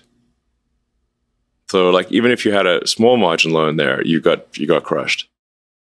It subsequently recovered, and I think to much higher levels. But if there's like mass panic in the stock market, then you got to really be careful about margin debt. So, but I mean, this is just as we know, the economy is cyclic. So, and we're somewhat overdue for a recession. And my best guess is that, we have sort of stormy times for a year to a year and a half, and then things start to, dawn breaks roughly in Q2 24, if I were to get. That's like my best guess. Recessions don't, like booms don't last forever, but neither do recessions. And it's a 14-year boom, so a 6-quarter recession seems like that might actually balance out. The last time it was 4 or 5 quarters, so it's not easy. Hey, the Twitter files. How much longer are these going to go on? It seems like every week another drop, and these are pretty controversial. How much longer are the Twitter files going to go on in your mind? Yeah. And maybe why is this important to you to make sure that people understand the stuff? Yeah. I think it's important to, if we're going to be trusted in the future, to kind of clear the decks for stuff that's happened in the past. So, to be totally frank, almost every conspiracy theory that people had about Twitter turned out to be true. So, is there a conspiracy theory about Twitter that didn't turn out to be true? So far, they've all turned out to be true. And if not, more true than people thought. Is there a part of the files that really shocked you more than the rest of them? Like, of the things that have been disclosed, of all of these things, is there something that really sticks out with you as like, holy shit, I had no idea this was happening? Or is the whole thing just a big dumpster fire? They were just looking at one huge thing. Like PSYOPs versus the Hunter Biden thing versus the... Yeah. The number of FBI people involved, that was pretty shocking. FBI stuff is pretty intense. Yeah, the FBI PSYOP stuff to me was probably the one that was the most insidious. Like, the rest of it I could think of like, a bunch of overzealous libs got used. Yeah. Got it. You know what I mean? Sure. But to have like a secure skiff that essentially sends things that, government agents want the populace to basically think, it seems like out of a really bad dystopian novel. And then it turns out it existed. And then the thing is, it couldn't have just existed at Twitter. So what are we going to do about all the other places where this shit's happening? YouTube, Facebook, yeah. That's why none of it seemed that surprising to me. I don't know, maybe I just believed all the conspiracy theories, but I've also been inside some of these companies and seen how they operate. So honestly, none of it was a surprise to me. Was it a big shock to you, Elon? Wait. You Freeberg, you were, I think you can claim that you weren't surprised that these companies were shadow banning, although they denied it. But did you really suspect that the FBI was playing a role in flagging content for these companies to take down? That blew me away. Content that's got nothing to do with terrorism. Yeah, they're not investigating crimes. There's no crime. Right. Yeah, they literally flagged satire. Maybe they didn't get the joke. I don't know, but they don't seem to be a humor-driven group, but they don't seem to have the best senses of humor. But aren't they supposed to get warrants? Isn't that how it's supposed to work in a democracy? They want information they're about asking users favors of their file. friends. Yeah, they're all friends. That's the thing that's troubling to me. Put yourself on either side of the extremes. Hey, we have Michael Schellenberger here who broke the FBI story in the Twitter files. So let's flip it to him and to see. He can because I think maybe the audience isn't caught up on what was discovered. So Now I how are have you? to follow Elon Musk. That doesn't seem fair. Yeah. Hey, guys. Hey, Michael. How are I you? head back to work. So, all right. All right. Thanks, guys. See you later, Good to see you. Elon. Thank See you for you later. stopping by. Thanks. All right. Hey, guys. Oh, hey, Michael, how are you? I'm good. Just a quick question for Michael, you. Michael, first of all, who makes that sweater? I'll send you mine, man. Do you Yes. want it, or are you making fun of it? No, I'm asking. he's- I'm asking. You're the about to make master of fun of it. sweaters. Just High, don't tell high him. praise from you, brother. High praise. I'm asking. just briefly, Michael, isn't the FBI supposed to get warrants to Yes. take actions with folks? And then I guess, is that at the crux of this? Are they doing this at other companies, you think? Are they just like embedded in YouTube? Should we Yes. expect they're embedded at Meta and that they don't get warrants and they're kind of tipping the scales? And is that a good thing for society or a bad thing for society? It's a bit of a basic question. Yeah. Well, I think there's multiple issues relating to FBI that I think have to be unpacked a bit. But the first one is that, FBI was constantly pushing the boundaries of what is legally and ethically acceptable in terms of requesting information.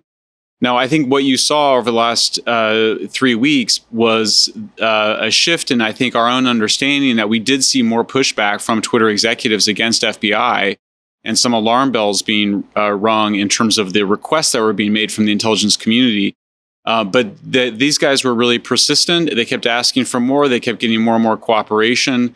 It's very troubling. It does look like Congress is going to look into this. The two heads of the committees that are tasked with this have said that they're going to look into it next year. I think the other thing, though, that we saw that I think is more troubling was this persistent effort to basically communicate to Twitter executives, but also to news media, national security correspondents, that there was this heavy foreign infiltration going on, this Russian disinformation. And it appeared to me, looking at all the evidence, both that we saw from within Twitter and from outside of it, that this was pretty organized effort to convince key executives at Twitter and Facebook, but also these key reporters, that they should expect a hack and leak operation sometime right before the elections having to do with Hunter Biden. I find that very suspicious. Can I make an observation? I think that maybe what we're finding out is that the mainstream media tried to go back to its 1980 Cold War playbook and turn Russia into a boogeyman. But as we're seeing in the Ukraine war, they're not nearly the formidable foe that we thought they were. And so it could probably be the case that in 2016, they were as inept technically as they are militarily right now. And so we may have just built up this monster that is kind of more like, a much smaller thing to be worried about. And we all ran with it because we had no evidence. But the Ukraine-Russia war is evidence that, this highly sophisticated war machine and propaganda machine is not that good at their job. Right. Yeah, I mean, I think that there's a lot of interest that were being served by hyping the so-called Russian misinformation threat. I mean, one of them was just to simply explain away the Trump phenomenon as a consequence of foreign interference. Certainly the people that ran Hillary Clinton's campaign had an interest in doing that.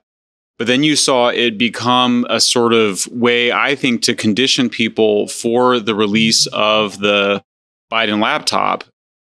And again, I can't prove that, but it is striking that the Yoel Roth, this main Twitter executive, who I think was the object of this misinformation campaign, testified under oath that he was being bombarded with these messages all throughout 2020 that they should expect some sort of a hack and leak operation, so that when the New York Post finally did report on that computer in 2014, it was briefly censored by Twitter, but I think more importantly, it was discredited in the minds of many voters, including myself. I really didn't think that laptop was what they said it was, and it turned out that it was. So I do think there's a real troubling pattern of behavior by both the FBI agents, but also by the former FBI executives, including the deputy chief of staff and the chief counsel from FBI that were at Twitter as executives at the time. And in fairness, Michael, this has been brought up many times, but I just would like your take on it because you're a lifelong Democrat, correct? Until last year. Great. So it would, just lest anybody think that you are like some MAGA supporter here. Just look at my sweater. Yeah, exactly. This was all in the backdrop of Trump asking for the Russians, during that debate to hack Hillary, for him interfering with Zelensky and trying to get him to give dirt on Biden, and the fact that Hunter Biden was obviously dirty. So to expect a hack there was massive precedent for it. So that set the stage for this, correct? For sure. And there's definitely that going on. And maybe that's all there was to it. It is just striking, of course, because, and I didn't even mention in this is Twitter thread part 7 that I did on this issue. I didn't even get into the fact that, within a few days, many former senior heads of intelligence organizations and others came out and said that it was the result of a Russian disinformation campaign. So, yeah, sure. I mean, I guess we could find some other explanation for it, whether it was innocent or coordinated. But it is striking. Also, I think the other thing that we found was the contrast between the threat inflation and what Twitter was finding themselves. I mean, there was, Yoel Roth would respond to FBI that, yeah, we looked into these accounts that you mentioned, and they were all very low follower accounts with very little activity. So they just weren't finding very much foreign influence on the Twitter platform. And so I just think it was grossly inflated either for kind of good reasons or bad reasons, I would say. Yeah. Yeah. And it's there's no perfect way to police this stuff, obviously. And okay, well, listen, we appreciate your reporting. Yeah. Thanks for doing it. And if you haven't read Michael's book, San Francisco, you did some great reporting there as well. And continued success in your investigative journalism career. Thank you, Michael. Thanks, guys. Appreciate it. All right. Hey, Michael. Sorry. Oh, lost him. It's all right. Well, what do you want to ask? He's still here. Oh, okay. Hey, you did an interview on that. I think I saw it on YouTube or something, where you interviewed someone who was homeless in San Francisco and they were addicted to drugs, and they kind of said some narrative about how they were in this condition because San Francisco basically pays them to be homeless and pays them to do drugs on the street. Did that ever get published, and did that come out? Because it was such a compelling couple of minutes that you got on tape there. It really, for me, sent home a message of how far kind of progressive policies can take a society. And it's such a beacon for where things might go as other people start to think about adopting similar policies around the world, which is why I thought it was such important reporting. Whatever happened with that, and where can folks see that? Because it was such a moving interview for me. Yeah, if you just Google Michael Shellenberger YouTube homeless, you'll be able to find all my videos. There's a lot of them that we did with people on the street. All of them, of course, people asking and wanting to do them. But yeah, I mean, I also wrote about that in my book, which is basically that San Francisco pays a cash welfare payment of somewhere between $600 to $700. Plus, you can get $200 in food stamps. And a lot of people, sadly, use that to maintain their addiction. And this gentleman, James, with the tattoos on his face, was very honest about how he was playing the system. In fact, he was himself, we found this increasingly, kind of horrified by the incentives that San Francisco was creating for people to live on the streets and live on the streets in their addiction. So yeah, you can find that on YouTube. Like so many people say, incentives drive behavior, and unfortunately, these policies all came from a good place, from a kind heart, and the idea that we could help people in need. And unfortunately, the way that the incentives get structured, they can actually cause more harm than good. It's such an important lesson. I just wanted to say that because I think your reporting on this really hit that home. So thanks for doing that. I think it's really important because we have to do the right thing for people, but we also have to be careful that the policies are done in the right way. So thank you. I think it's so well said, Friedberg, because when you're, Michael, and I just think you're very courageous for doing it, because it's very easy for somebody to say, oh, well, you are being callous. The truth is incentives matter. And we've seen this over and over again. If you pay for something, you get more of it. And really, San Francisco is bearing the burden. I think this is what your book and a lot of the videos you've made, at least the message I got was, San Francisco has the lowest price of drugs, the lowest enforcement, and the most incentives. Therefore, they suffer because every person who is, addicted comes here because they speak to each other. And 90% of the people who are in San Francisco are here because we have created an incentive structure. Is that directionally correct as we wrap here? Yeah, 100% correct.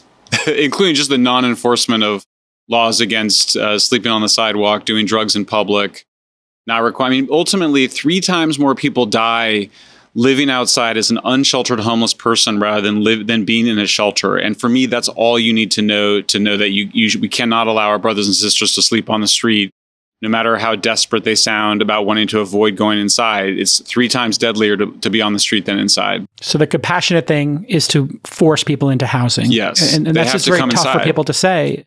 but because we have this perception that people have freedom and they should have the right to do this. But a person who's taking fentanyl in your research is not thinking correctly. And if it was any family member of ours, we would not want them to make that decision for themselves. We'd want somebody else to make that decision for them, correct?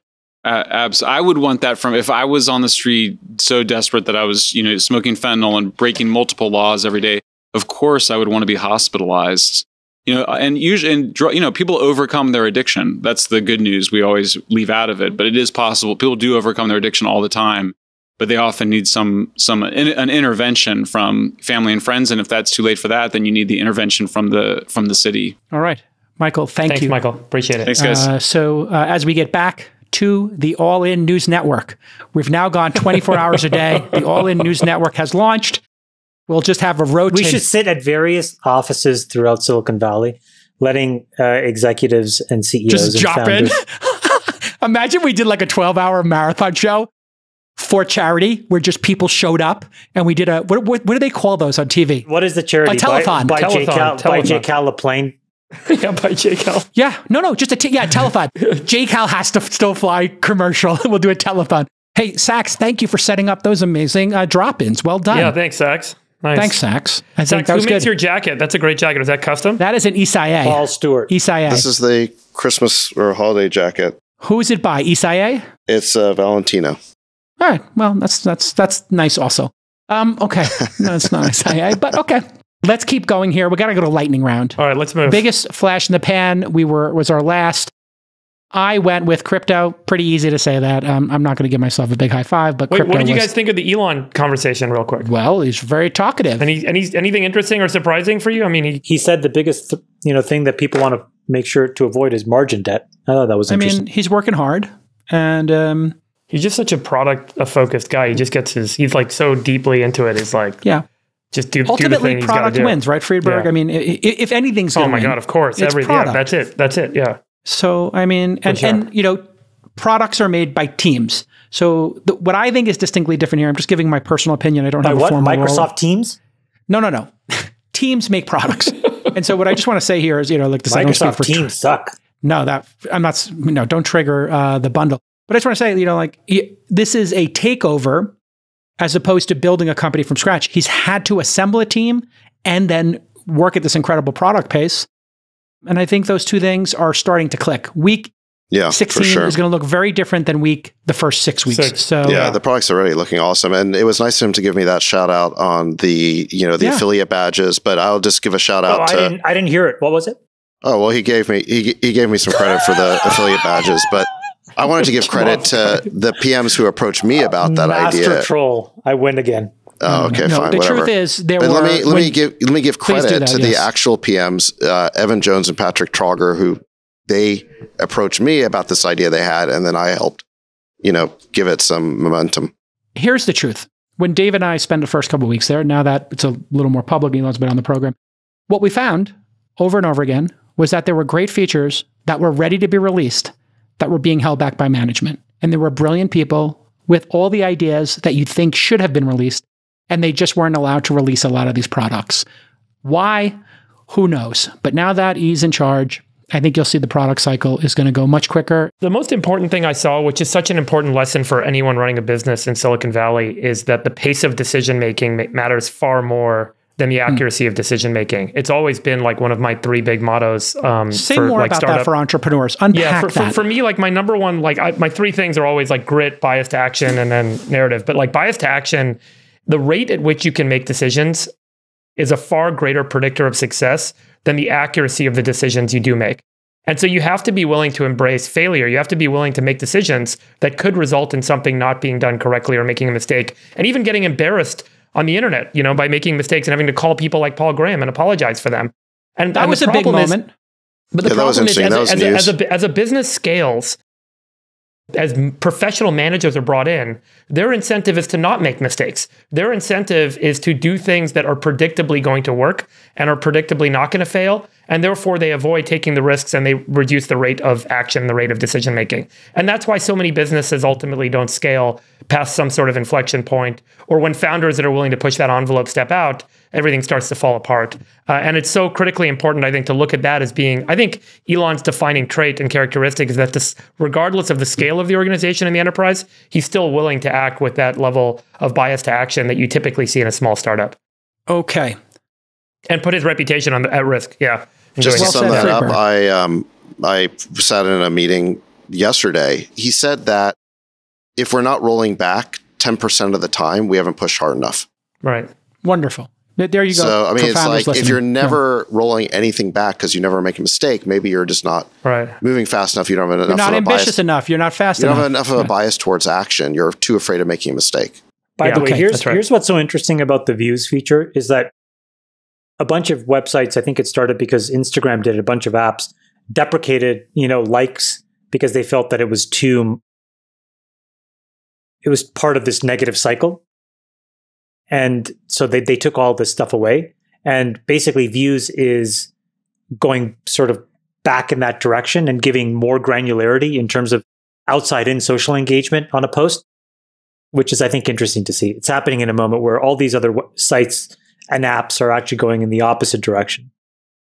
Well, it's like a standard feature on YouTube, and it's very powerful for YouTube's network effects because it shows you how many views you get. So it discourages people from using other sites because you get the most distribution on YouTube. So it's weird that other social networks don't want to follow suit. I mean, in 1 hour, they had it, but they deprecated. That's what's so interesting. But I guess, my point is we've only had this feature for an hour and I didn't realize how much distribution my tweets were getting. And it definitely undermines my incentive to want to go use some other platform when I see the distribution I'm getting on Twitter. Well, if you're getting 10 times more distribution than the New York Times, what's going to happen is people will stop listening and reading the New York. Well, I mean, it's sort of like this podcast itself. Like, I mean, people ask us to go. And my point is we have to rely on social proof and anecdotes about the actual scale and the breadth and the reach, because it's impossible for us to get one holistic view that shows across all of these different modalities, whether it's Spotify or Apple Podcasts or YouTube, how many people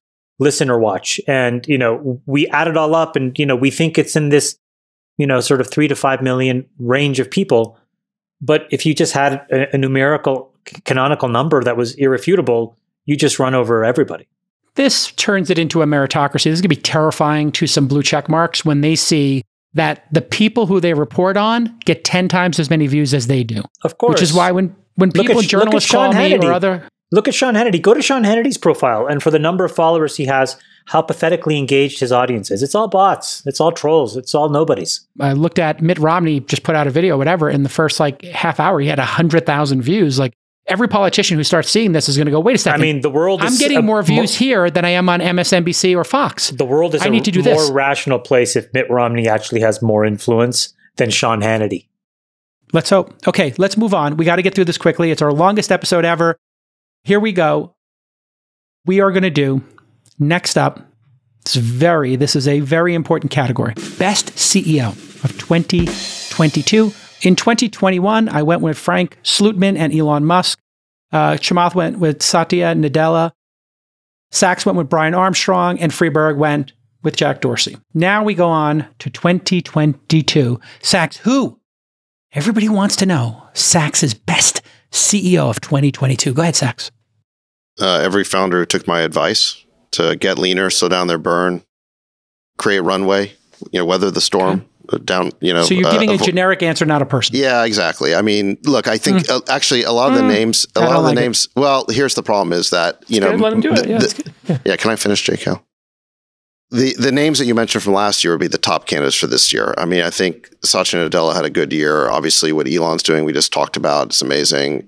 Brian Armstrong, I think the stock hasn't done great, but he's been a strong CEO. But I don't want to repeat the same names. I think that, every CEO who responded to the regime change by cutting costs, getting leaner, extending runway, I think deserves to be on this list. And unfortunately, a lot of them are just resisting and they're just not yet taking the medicine.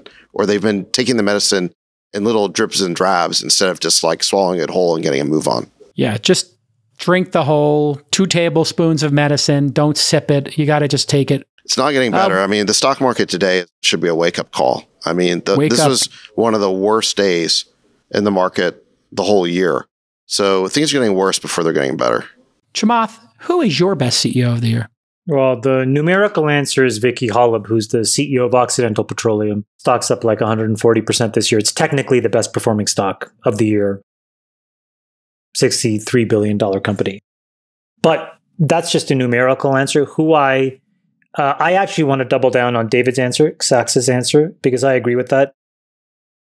I have been guiding our portfolio company CEOs to be at cash flow break even now or extend runway to Q1 2025. And they're 25. Yes, because I mean, I think Elon Not 24. Elon and I are kind of roughly in the same place we have been for a while, which is like, mid 24 is when the recession ends and you need to give yourself 2 to 3 quarters of buffer so that you can go and raise around, which takes a quarter to 2 quarters. And once you start to get escape velocity out of a recession, having money through end of Q1 2025, I think is a minimum requirement. And, of the companies that I think were the most precariously positioned, there was 5 of them that got their acts together and really did it. But these are all CEOs of companies that, if I said them, you would know some of them. But I do agree with David. I think the CEO that bit the bullet. So maybe publicly what I would say is, the CEO of Klarna deserves a huge, medal for having the courage to do it before anybody else did. The CEO of Checkout.com just took a huge write down. These CEOs are making sure their companies survive. Friedberg, best CEO 2022. My vote for best CEO is Warren Buffett. And I think it is just simple arithmetic.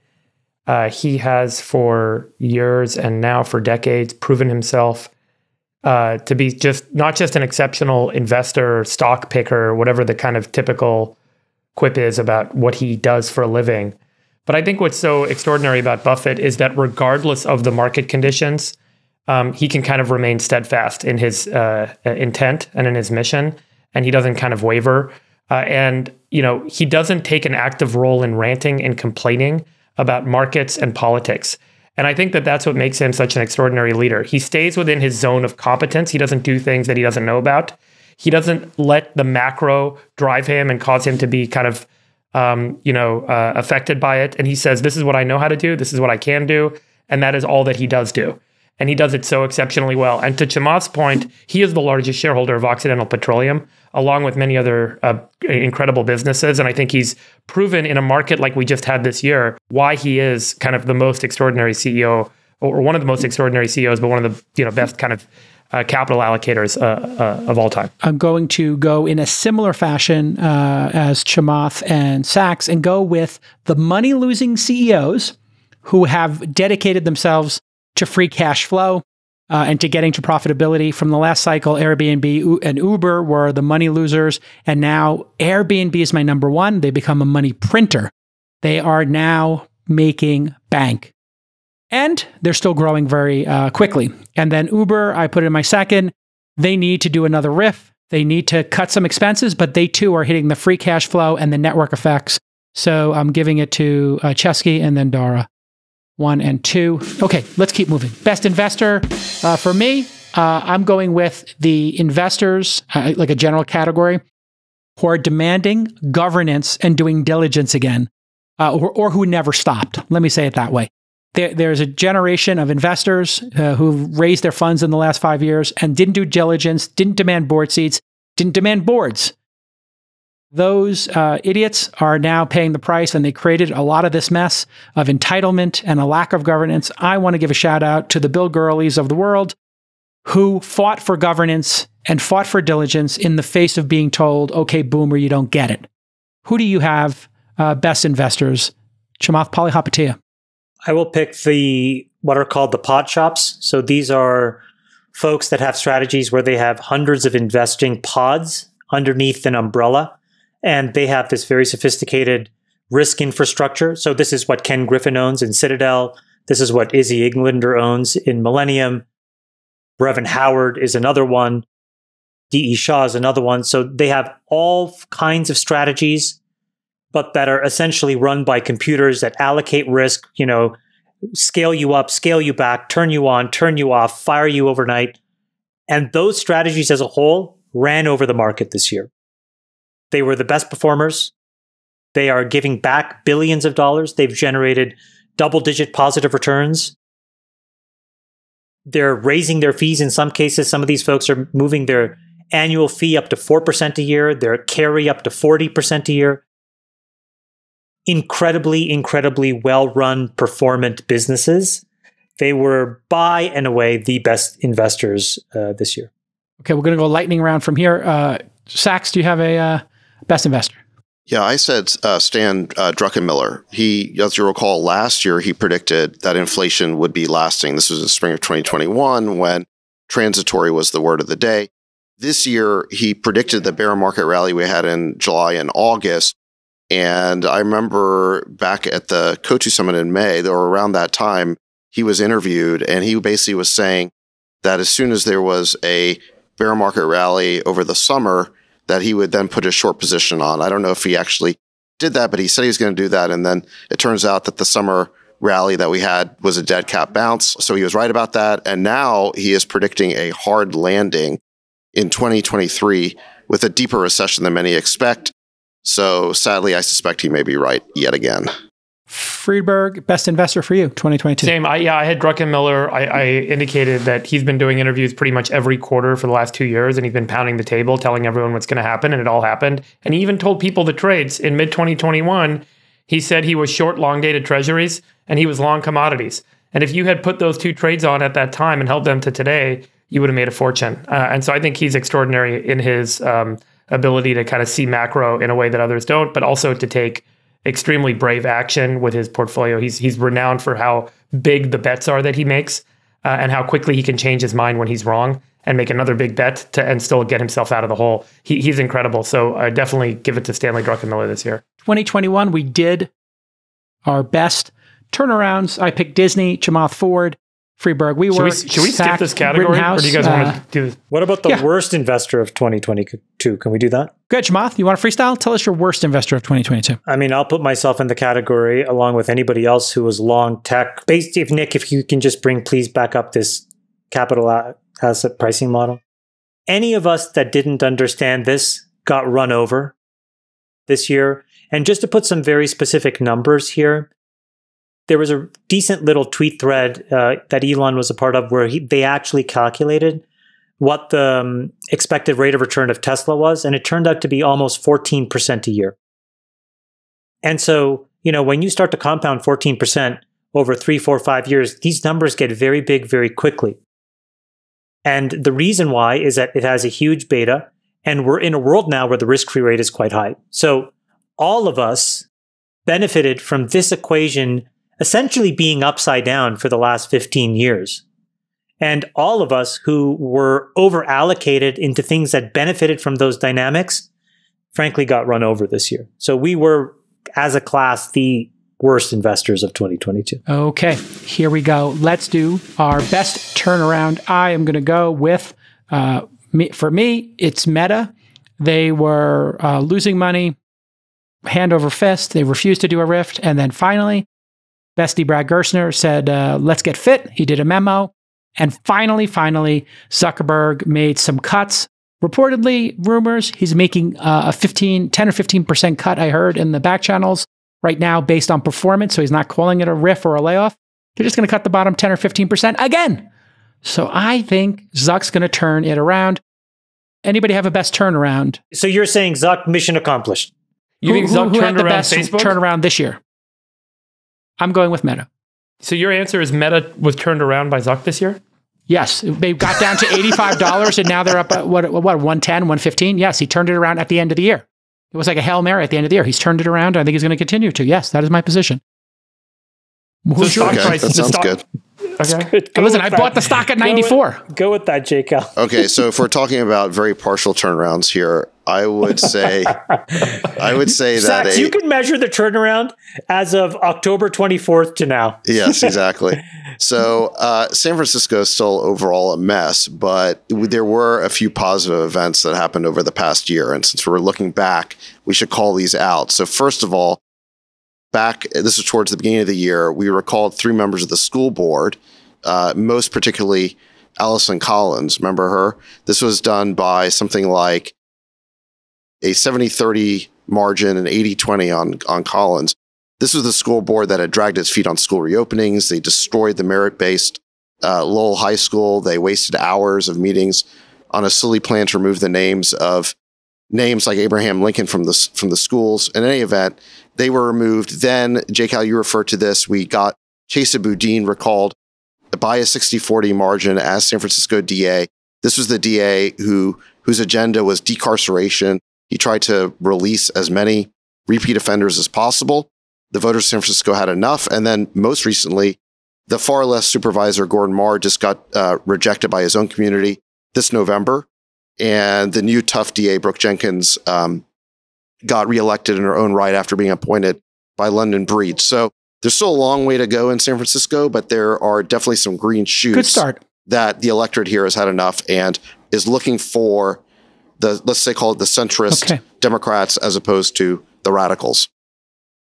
Okay, we're in the lightning round here. We're in hour 3 of the All In podcast marathon, this telethon. Chamath, you got a best turnaround for 2022. Hard one to give. So any green shoots for 2022, as Sachs would say? No, I mean, everything's just gotten all a destroyed. Disaster. Great. Freeberg, anything that you have? There may be no turnaround award until 2025. Fine. Okay. Yeah, we're a little split on this. Freeberg, you got anything? Or I'll Any just green go shoots? with your incisive fucking viewpoint, and I'll pick Zuck and Meta. That makes so much sense. I bought at 94. It's at 117. It's one of my best J trades. I'm going to take it.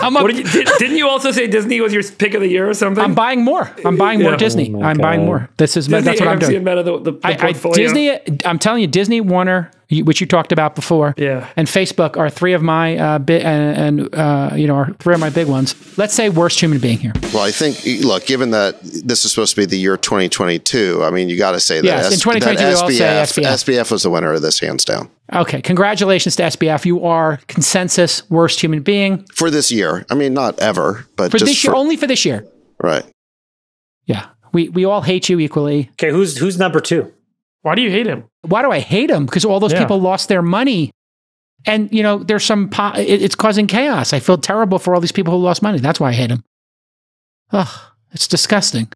Did you see anybody have a second most loathsome person? That the 2 guys copped to please Caroline Ellison and Gary they flipped Wang? like pancakes. They flipped, but it turns out that they actually did engineer a backdoor into FTX, and Alameda has been doing this Wong for years. wrote it. Oh my God. That's game over. You're getting 10 years. He's getting life. Game over. Should we talk about that interesting defense strategy that we were discussing in the chat? Oh, yeah. That apparently, I think this is actually a fascinating defense strategy. I think this is their only shot. One of our besties had this theory that he was prescribed 2 prescription drugs. One was Adderall. What was the other one called? This was not a drug. ESAM? The patch. It's a drug I wasn't familiar with. I guess it's a patch. But when you combine these 2 things, apparently it basically shuts down or kills the part of your brain that deals with inhibition. It's cocaine. Yeah. What if his defense strategy was, like only an insane person would do this, and I was acting insane because I was prescribed these drugs that had these drug conflicts, and it killed part of my brain. Yeah. I mean, when you think about it, what if every criminal on Wall Street said cocaine is my defense? But this, you could say maybe he was legally prescribed it if you could show the prescription. By the way, I'm not saying this should get him off. We're basically workshopping what his only shot of his defense would be, right? Well, and think about it, Sachs. He acted manic after FTX collapsed. So that mania of doing 20 Twitter Spaces would be there's evidence. Something so insane about what he did, right? It's almost like a prescribed insanity defense. Like I was prescribed a drug combination that made me insane. Anybody have a most loathsome company as we wrap? The only way that you could come up with that is like you'd have to have two parents that were like law professors or something. All right. Most loathsome company, FTX What if for me. this is his defense, you know? Yeah, my parents, boo-hoo. No. He'll claim insanity, J. Cal. He'll say, Of course, yeah. and they'll have I mean, do we think that his parents aren't going to help his defense? At this point, this kid's got to go away for life. That's it. You If it think doesn't, life? Wow. I think it's got to be life. I think it's got to be 30 plus years. I mean, it's just going to be billions of dollars. What kind of justice system do we have when people go away for 20, 30, 40 How many years? years per billion would you sentence? A At decade least. per billion, at least. Yeah, I mean, you got That's to put it 100 proportional. Sachs, don't you think the justice system needs to look at other people who are in jail for selling cocaine, for selling marijuana, for robbing a convenience store? They'll put somebody away for robbing a convenience store for a decade or two. What are they going to put him in jail for? Just because somebody came in with a gun and robbed a convenience store, they get 20 years? This kid's going to get off? Screw that. Yeah, look, I think, what do you guys think the over-under is here? You think it's life? I'll set it at 35 years. I I'll think take 30. the over. I'll take the over. I'll take 30. I think 30 this is is the You're over-under. the under, this is okay. Madoff. I said a level. good line then. What's I yours, think Friedberg? this is Madoff level. No, I I take agree. the over on 30. Yeah, I Okay. think I think I it's, said 35. I think it's going to be multiple hundreds of years sentence. I agree. and he'll Yeah. be gone for life. Yeah, I think it's going to be life, but I said a good line. Okay. Most loathsome company is FTX. Anybody want to go for a second? Most No, let's loathsome just keep moving. No, I'll add one. Last year I gave it to Tyson Foods, one of the largest slaughterer of animals on earth. This year I'm going to give it to a company called Inotiv, Inotiv. This is the company that was busted by the feds for their animal abuse in their dog breeding facility, where 4,000 beagles were rescued, one of which I adopted. And this is a publicly traded company. Stock's down 90 some odd %, which I'm thrilled to see. Terrible business, awful kind of, inhumane behavior. And so I want to kind of give them a special shout out this year. Look at you. And you're getting the virtue signaling points of rescuing the dog to increase your Q factor amongst besties. Well done. Well Q done. factor. Max Q factor. Max Q factor. Yeah. Anybody else have a loathsome? Yes, I'd like to pick this company, Zibudubabuza, which destroyed the environment for a bunch of endangered species that I would otherwise have used for various fur pelts for my sweaters and such. Yes. And I would like to go with Blobbly Blobbly Blah, which was torturing puppies, 18 of which I rescued, and I am now have them in the JCal Puppy Rescue. I am the most sensitive and caring person. Also, I would like to add SeaWorld. I am in the process of raising money to build bigger pools to eventually release all the orcas in captivity. That is my new focus for next year. Okay. Moving on. Oh, God. Do we want to do best meme? Do we want to do best new tech? I'll do best new tech. I don't have a best meme. I'm going with Fusion for best new tech. I'm going with... I'm going to go with ChatGPT. I think what was so impressive about ChatGPT and the experience that everyone's had using it is that it really, for the first time, I think, elucidated where these kind of machine learning tools can take us and what the kind of new product experience can be, what generative AI can yield, things beyond, I think, the scope of what a lot of people were imagining before. So it was really so revealing. And as you guys know, there's an absolute friggin' tidal wave of people trying to start companies that are leveraging tools in generative AI to kind of reinvent everything from workplace tools, enterprise software, all the way through to media, games, and entertainment. So that's why I think ChatGPT was the most impressive new technology best new tech, Chamath, of 2022. and then Sachs. Lightning round, please. Best new tech. AlphaFold 3, which basically has almost near perfect accuracy in protein folding. Sachs, best new tech. I can't improve on the Chat GPT. So yeah, let's keep rolling.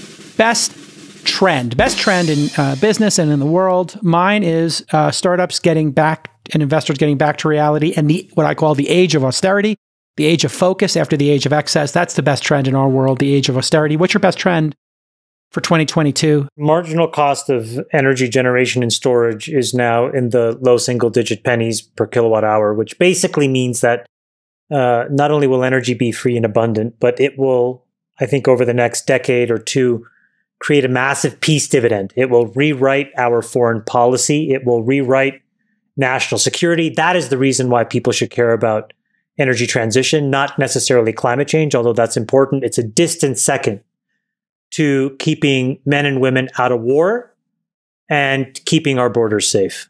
Well said. Anybody else have a best trend to play catch up? I'll pick it up. So last year, I said the creator economy, which I think referred to all these kind of creators creating new products and businesses beyond their content.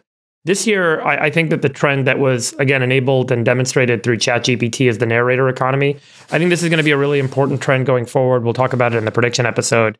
But I think the idea that people are, and they're starting to experience this in using ChatGPT and DALL-E and other kind of generative AI tools, is how much you can kind of narrate the product you want to see created and have it created for you on the fly. And I think that that's a really kind of powerful mind shift for people and frame shift for people. And I think it really starts to change a lot of the way that people behave, entertain themselves, businesses operate, and so on. So I'd call it the narrator economy. And I think it's really kind of starting to emerge. Okay.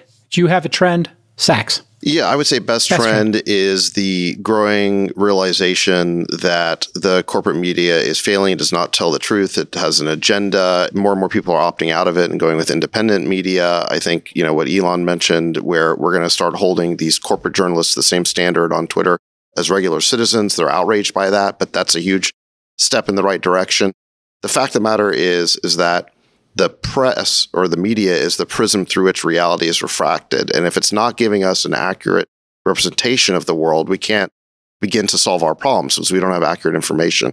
And I think more and more people are waking up from the matrix and realizing that we're living in this media-controlled simulation.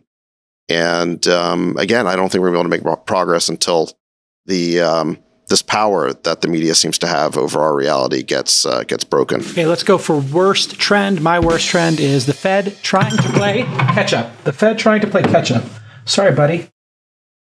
The Fed trying to play catch up is the worst trend for me, oversteering into the crash. What do you got, Chamath, for the worst trend of 2022? The worst trend was the continued profligate spending by the federal government. We have record deficits, record debt. And this year, we're ending the year by adding another $1.65 trillion of spending that nobody can seemingly account for. It is truly the Christmas tree of Christmas trees in terms of bills. So we have not gotten religion yet around being measured in how we spend money. Good one. Worst trend, Sachs. Last year, my worst trend was authoritarianism growing all over the world. And I think that was a pretty decent prediction. This year's worst trend is the government colluding with big tech to engage in censorship. This is how they're going to do the authoritarianism. We talked about it with Schellenberger and Elon, this whole series of revelations known as the Twitter files. We can see this collusion, this cozy relationship between the censors at Twitter and big tech and the bureaucrats at the FBI and DHS and Pentagon. This is a really disturbing dystopian relationship, as we talked about it earlier. And, I feel like we spend all this time talking about the authoritarianism in Russia and China. We seem to be obsessed with combating that and going to war with that. But we don't spend enough time talking about this growing authoritarianism at home. The media doesn't seem to want to report on the Twitter files at all. Let's focus on stopping authoritarianism here. Well said, Friedberg. What's your worst trend of My worst the year? trend for 2022 is what I would call interest rate mania. And I think that this is the mania that we've been caught up in on this show, that other people on our thread, people in the business community and the investing community, where everyone's obsession with did the Fed act soon enough or late enough, and that interest rates ultimately drive success or failure with building businesses and making good investments. All right. And the truth is, when interest rates go the wrong way, good investments can kind of strengthen their way, can make their way through those environments. Bad investments cannot. Good businesses can make their way through and bad investments cannot. And so I think our mania around the fact that interest rates and the Fed ultimately drove bad outcomes in businesses and investments is a flawed kind of assertion. And we all want to kind of get back to the drunken days where, a low interest rate environment enables us all to be successful and wealthy. And I think that that's kind of changed. So I think it's time for us to get away from the interest rate mania and focus more on solid investing and solid business building. Okay, here we go. Lightning round. We got 2 to go. Favorite media of 2022. For me, it was Top Gun, House of the Dragon, White Lotus 2. But I'm going to pick my favorite here, something you may not have heard of, the film Tar. I highly recommend it, but I did like those other 3 tremendously. What do you got, Sachs, for your favorite media of 2022? House of the Dragon, I guess I enjoyed quite a bit, like you did. I'll give a shout out to my movie, Dollyland, which will be coming out next summer. If we're going to include podcast episodes, I would give a shout out to the Unheard episode where Freddie Sayers interviews John Mearsheimer, the professor of international relations. He explains the origins of the Ukraine war and has some really pessimistic predictions about what might happen next. I suggest everyone watch it if they want to understand this conflict and where it may be going next year. Chamath, you have any favorite media for 2022 you want to share? I thought Yellowstone kicked ass. Absolutely incredible. There's, I think it's on Hulu, but there's a show with Steve Carell, a little short series called The Patient, which is about a serial killer that kidnaps his psychologist and locks him in his basement to try to help him prevent him killing more people. And I thought it was really, really well done. Never Have I Ever, the latest season, another just brilliant offering from Mindy Kaling. She's unbelievable. Those are probably the top ones. What do you got? Freeberg, any media? Yeah, I read a book this year that I really liked. It's called The Vital Question by a guy named Nick Lane. Someone recommended it to me. He's a biochemist, and he kind of talks a little bit about the origin of life on Earth. It really ties into this idea that there are certain, call it principles of physics and statistics that make life predictive and predictable. But I think the way that he kind of walks through how a lot of things emerge in life and how life ultimately kind of developed on this planet are really well shown. So yeah, I give his book a shout out. It was a really good read. So that book, The Vital Question, is incredible. The other one that he wrote, which is called Life Ascending, those two books you must read if you don't want to be a Luddite, in my opinion. All right. I will. Plus, also for those people who don't understand the difference between power and energy, you will learn what that is. Very good. I have 2 book recommendations. Putting the Rabbit in the Hat is Brian Cox. You may know him from Secession. He has a great book, and he reads the audiobook. Very enjoyable. I'm halfway through Quentin Tarantino's Cinema Speculation and enjoying it very much. Sachs, you will enjoy it tremendously. Okay. And now we do the Rudy Giuliani Award for Self-Immolation. This is for the person who poured lighter fluid and gasoline over themselves and lit themselves on fire for no apparent reason. I go with Kevin O'Leary, who secured a $15 million bag from FTX and then decided to try to defend it 18 Ways to Sunday, burning whatever reputation he had. Who do you have in your Rudy Giuliani Award? This will be controversial for you guys. I'm going to go with Elon Musk. I don't think that Elon put himself in the position that he did with bad intentions or without paying attention. I think he's taken on a role in buying and running Twitter that is, principled. And, in his mind and many other people's minds, a really important role that someone needs to play. Unfortunately, I think his reputation has gotten really hurt because of, that role. He's not making a lot of friends, and he's causing a lot of reputational damage. He obviously had a lot of good and important things he was working on prior to taking on the additional burden of Twitter. And while many people appreciate his doing it, I think that it's causing him a lot of reputational damage. And so, yeah, I don't mean to kind of be offensive in saying that, but I think he's gotten the biggest It's certainly hit on been reputation. a hard thing to do. It's certainly been a hard thing to do, Sachs. But you're saying self-immolation, Freeberg, because he took it on himself. He could have just... He took it on himself. Yeah, I'm not saying it's just like fine. dumb, it's stupid one stuff. interpretation. Yeah, It's not like the Rudy Giuliani idiocy. I think he's taken on the burden of doing this, and I think it's causing him a lot of reputational harm. Okay, it's an interpretation of the award. What do you got, Sachs and Chamath? Well, I mean, if I were to interpret the award, I think the way it was originally intended, I think I got to give it to Herschel Walker this year, unfortunately. And I wish Republicans would stop winning this award. At least Herschel never gave any speeches next to a dildo shop, but nonetheless. I am so sorry that I'm so delighted, Sachs, that you've been so self-aware about the follies of the dying MAGA, the last throes of the MAGA nation. I want to find some Democrats to give this to. I would have given it to that brain dead senator from Pennsylvania. What's his name? Fetterman. Thank you. Fetterman. I wanted to give it to Fetterman, but he won.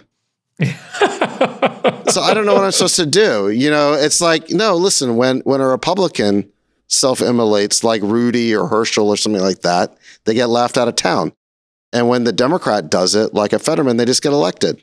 So I don't know what to say. All right, Chamath, you got any final words here? Go ahead. We got to end this episode. It's going to be the longest episode ever. Whew, I think it's poor producer Nick. Whoever signed the papers for the whole search and seizure at Mar-a-Lago looks kind of like an idiot. So that was not politically astute. Okay. I think. You would say the FBI then. Okay. Poorly handled, Ooh, perhaps? that's is, actually that's a great one, actually. If we're going to get serious for a second, the combination of revelations, if we're going to look over this whole year. Remember, Jason, when I basically spoke up at the time they raided Mar-a-Lago and said that it was heavy-handed and unnecessary. And I now keep telling you guys for years, Donald Trump is an idiot savant minus the savant. Why all of you guys just project all of this like insane, genius, evil level stuff? He's not capable of that. This is a simpleton who likes attention. He stole a bunch of souvenirs that he didn't read when he was in the White House. Position. Hasn't read now, kept in a box downstairs just to say he had them. That's exactly right. I was the one who championed the souvenir. I know he's a souvenir guy. You said he was selling secrets to the Saudis. No, I did not say that. I said my theory was souvenirs. You no, suggested it. You suggested I did it. not. Yes, I did not. You No, did. just You because I tweeted read the it. news. Hold on. You were tweeting Jared Kushner an elaborate conspiracy theory. I'm saying that doesn't look good. I know it's not a conspiracy theory when you do it. And guys, this is the same person that basically in the beginning of his presidential campaign in 2016, in front of Hillary Clinton, said, absolutely, I bend the laws that you created, the tax laws, to my favor because I'm not stupid, when she called him a tax dodger. And it turns out after all these years, he was telling the truth. Once again, the show ends with Trump. It's been a great 2022. No, but honestly, like, did we learn anything except that these tax laws are egregiously stupid? And the only people that are consistently guaranteed to make money in these tax laws are real estate investors. If you put these two things together, a real estate investor who happened to be very poor at his job, which Trump turned out to be, packed billions of dollars of NOLs that he was able to use to wash his taxes for years and years. And by the way, and he was clearly proud of it. He was just goading the Democrats in not releasing them. They went through all this rigmarole. And what did we find out? He had huge NOLs. He had huge deductions and he paid no taxes. Is that shocking to any of us? It's like Chappelle said. He came out of the house, told everyone everything you think is going on inside that house is going on. And went back in. And then he walked back inside the house. Yeah. It was pretty great. Chappelle got it. All right, listen. For David Sachs, the Rain Man. For the Queen of Quinoa, Sultan of Science, David Friedberg, and the dictator himself, Chamath Palihapitiya, it has been an honor and a privilege to do this podcast with you gentlemen. This is the longest show in the history of the pod. Enjoy, everybody. R.I.P. producer Nick's next 48 hours, and we'll see everybody next year. Love you guys. Bye-bye. Happy holidays. Love you, bestest. Back at you. We'll let your winners ride. Rain Man David Sachs. And instead, we open source it to the fans, and they've just gone crazy with it. Love you, besties. The Queen of Quinoa.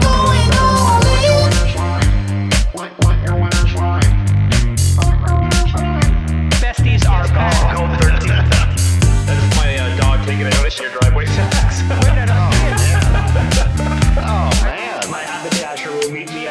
We should all just get a room and just have one big huge orgy because they're all just useless. It's like this sexual tension that they just need to release somehow. Wet your beak. Wet your beak. What? We need to get merch. Besties are back.